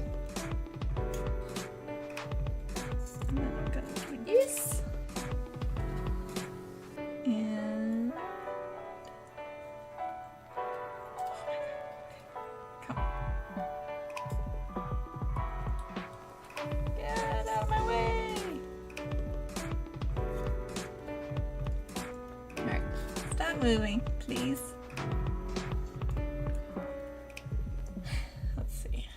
I'm just trying to get your legs to go where I want them to go. You're making it difficult.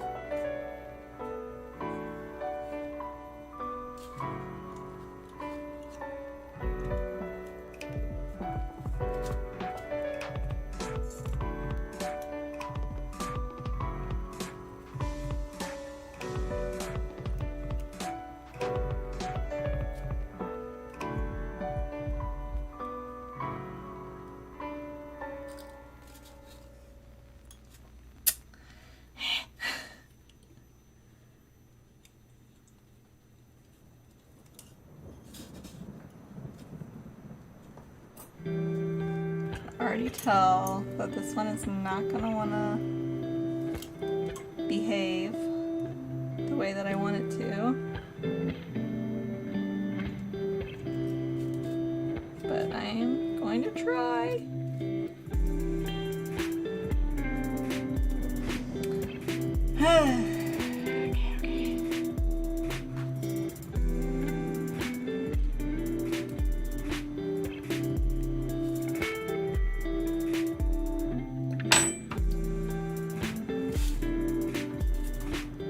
How he's going so far.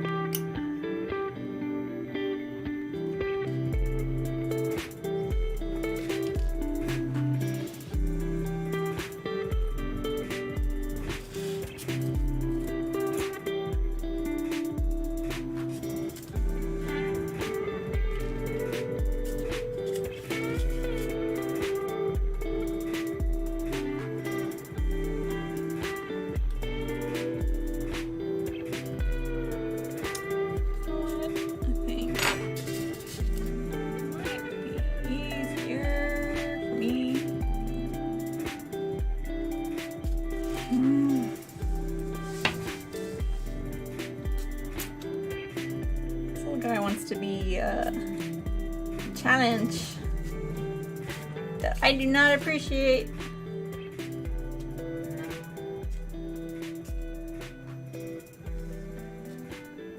Okay, come on. Put your little leggy out for me.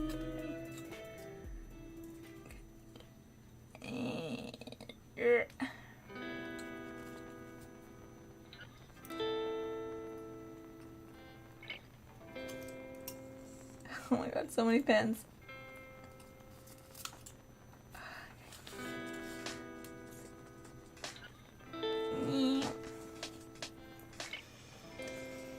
Hey. This one is probably not gonna look super great, but I will do my best.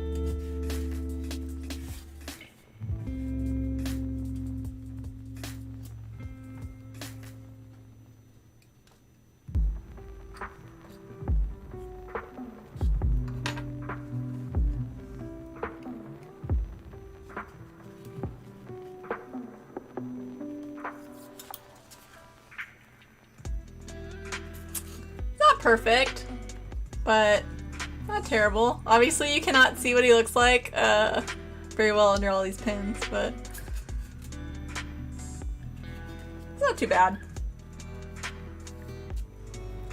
Could definitely have gone a lot worse.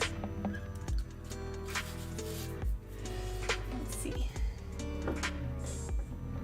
Check out my my bugs do not squish bag that was in my freezer. Let me see what I've got in here. I collected these, the ones that are in this bag, from I was in Oklahoma visiting my grandma. She lives out in the middle of nowhere, so there are bugs literally everywhere. I don't remember what this bug is called. You know what? Let me get a better light. This is gonna bother me.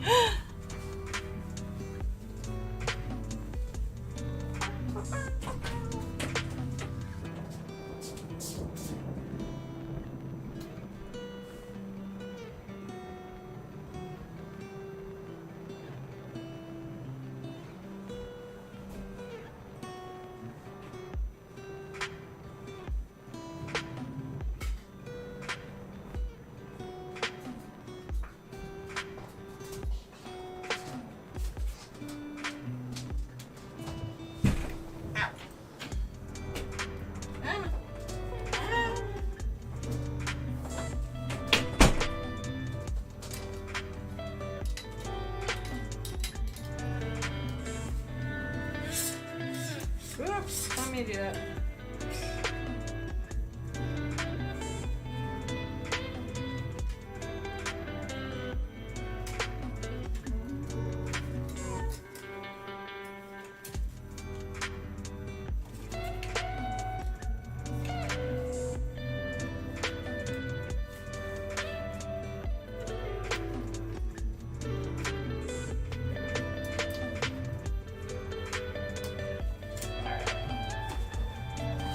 Try my big photo light.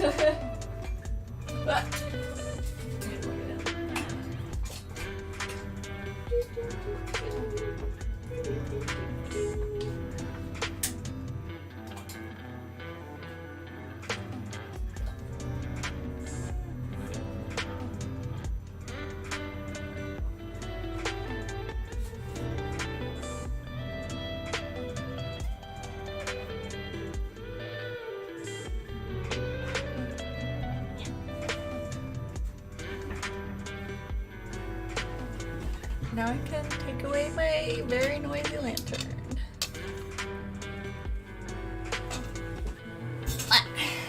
Let's see.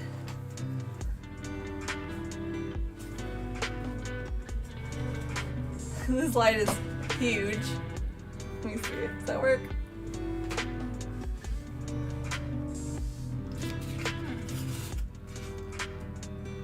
Think that's better?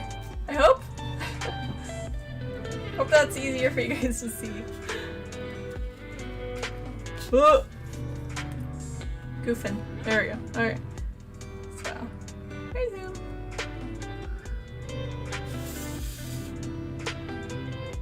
We'll just...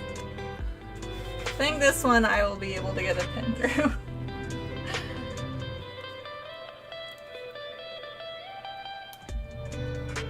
Oh yeah. Much easier.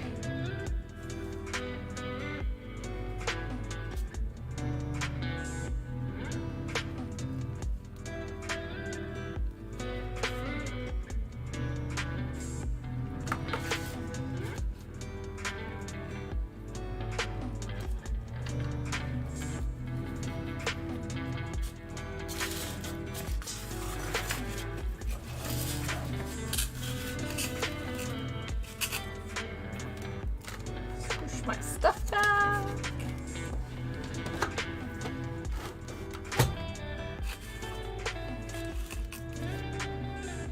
There.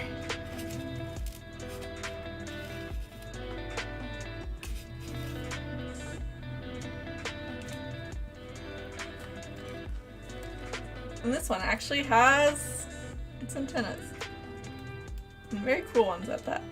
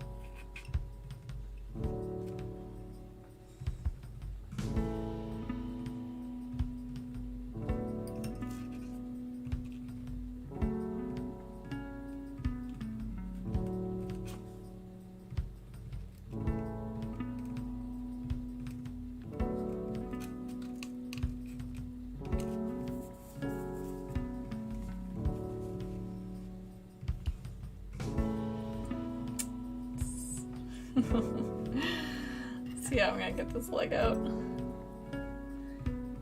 Very carefully. Actually, wait, I'm gonna do this first before I get him moving.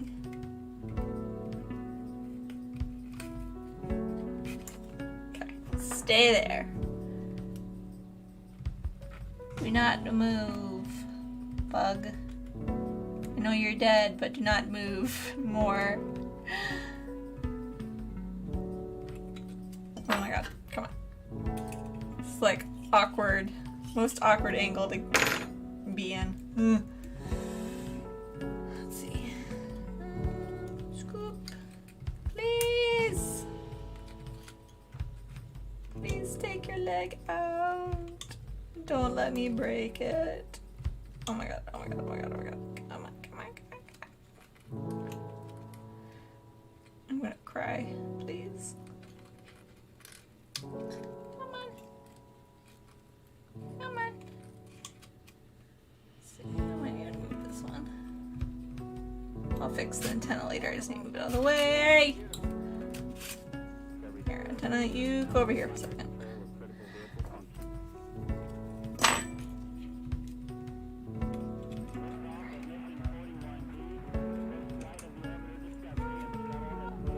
Okay. I think I got it out.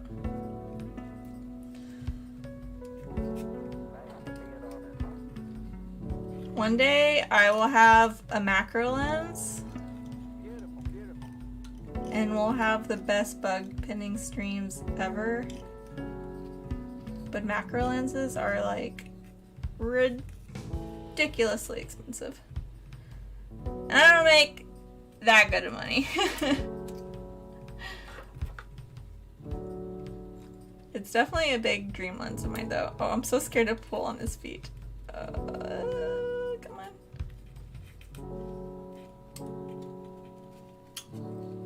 Like, I'll take some macro photos with my phone. Because the company Moment makes these really, really nice phone lenses that are like, you know, you can clip them onto your phone, or you can get like their phone case and like stick them on that way. But they work great. They're really, really good.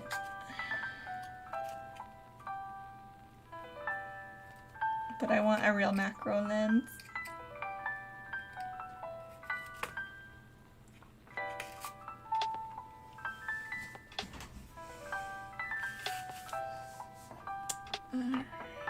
Let's see here.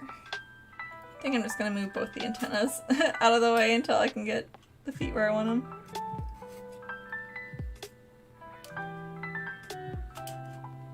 Come on, little foot. Ow! And whenever I start doing taxidermy streams, I am probably gonna accidentally cut myself on stream multiple times.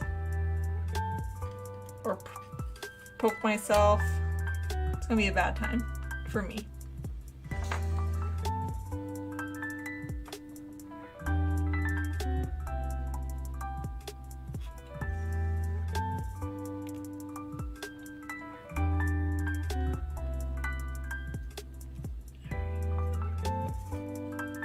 Alright. Those legs are not perfect, but it's fine. I'm content enough with their placement. Oh my god.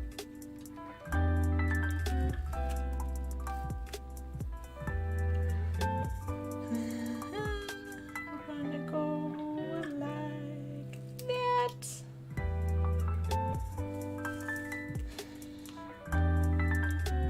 I am getting the munchies, even though I ate dinner like right before I started stream.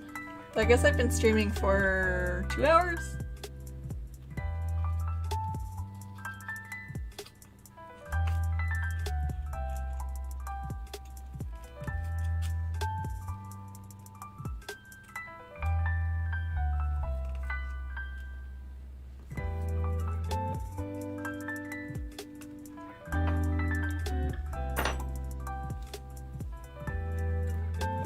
Good night, Steph.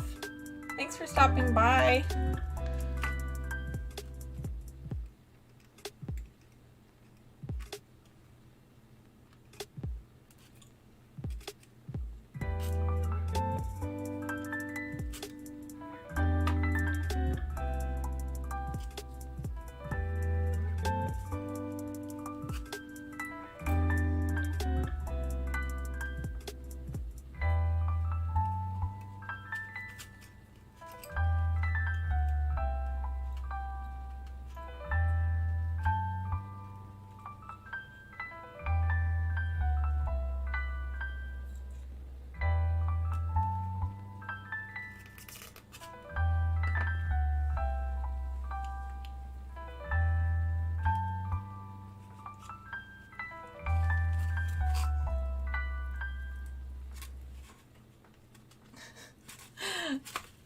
quite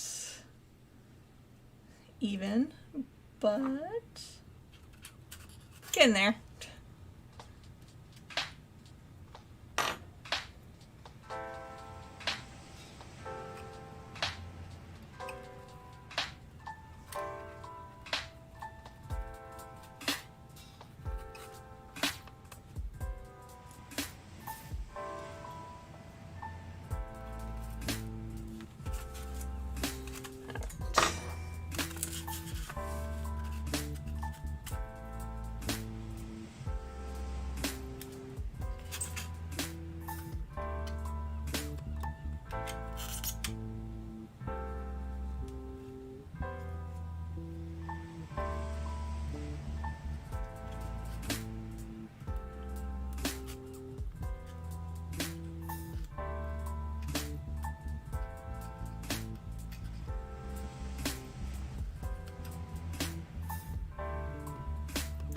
Oh no, I'm messing up my front leg.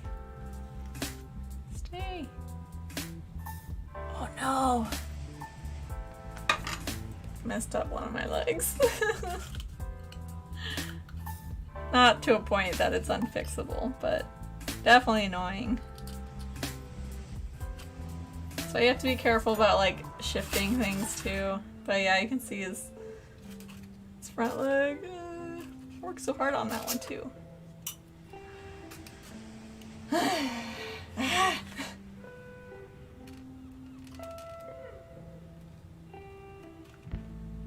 Just cannot make it easy for me.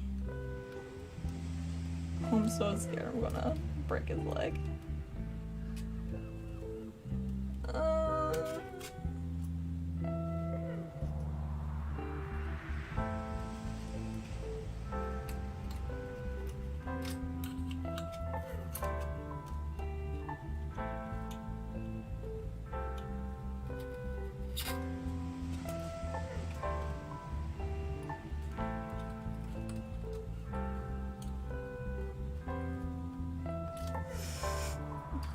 Oh my god, come on.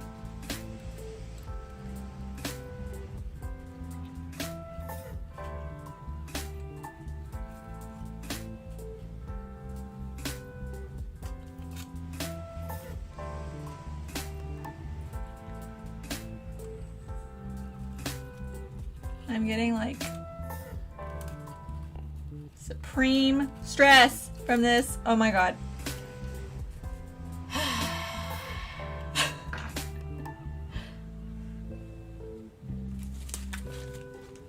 I think this will be my last bug for tonight. Because he does not want to behave and it's gonna make me so mad.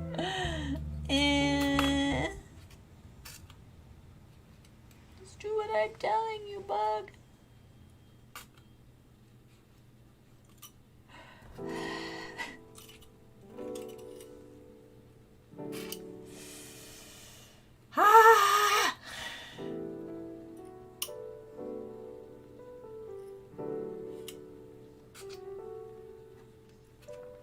We just cannot have a nice bug time, apparently. Alright, let's see.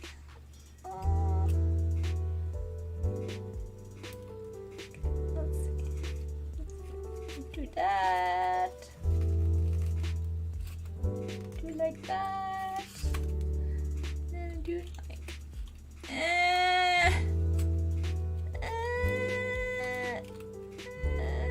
Come on. Come on.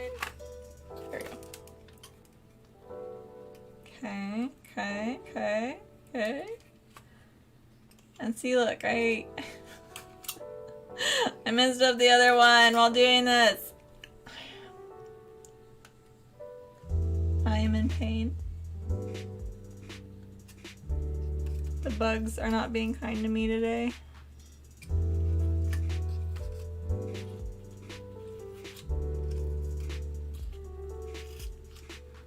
Stay straight. Oh, so unfortunate.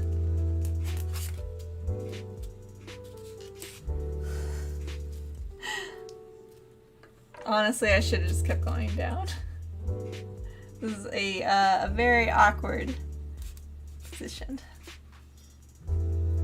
And I did this to myself.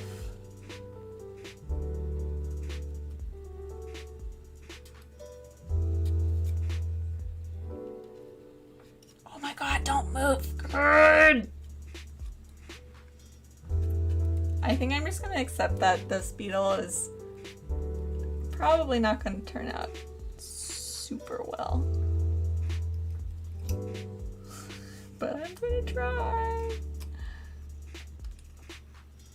Problem is that I keep like nudging other needles or other pins, and that is making things very difficult.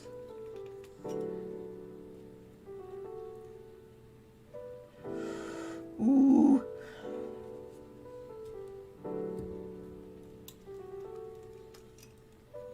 Please, please, please say where I want you to.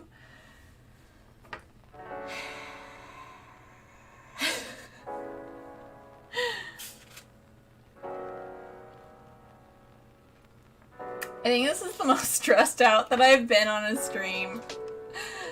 And when I did this, I was like, or when I thought about doing this, I was like, ah, this will be great. This will be relaxing. And people will get to learn stuff. And I'm just crying now.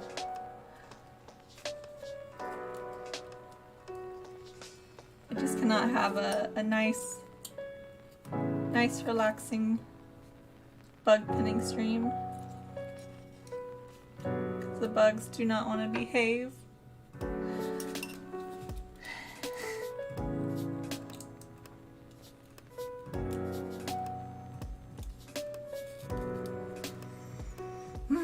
Oh, sorry. I keep forgetting to keep them in frame. Let's see, I'll do it like this.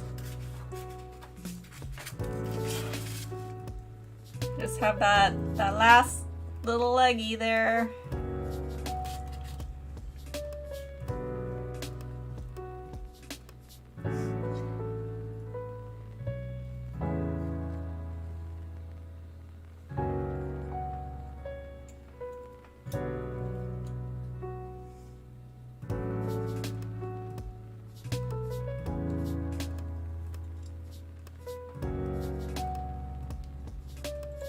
God, this leg might behave.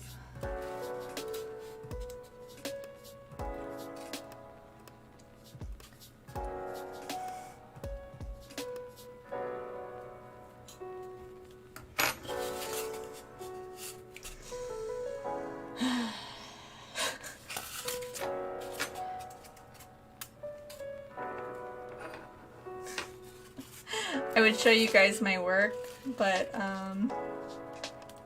honestly, it just looks like a mess underneath all these needles. Why do I keep calling them needles? Or pins. Pin. Pin, pin, pin.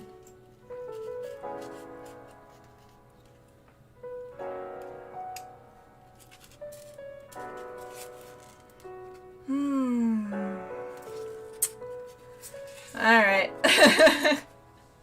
I think that's as good as that one's gonna get. But yeah, there's some bugs. They're not super well done, but it'll do. Before I end the stream, since I have my camera on, I will show Mabel. Because everyone likes seeing Mabel.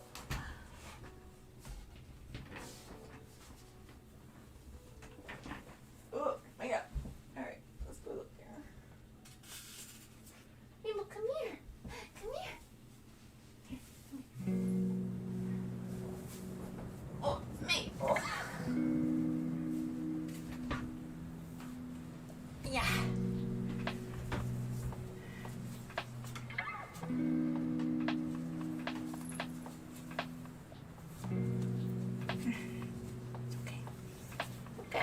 Okay, man.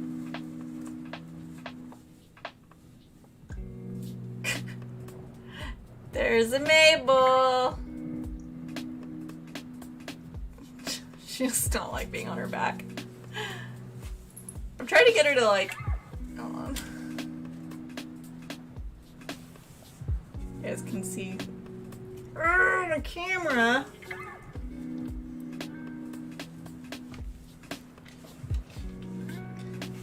Here, 1 second. Mabel, you stay here. Oh my god. Sorry. You can see my messy desk.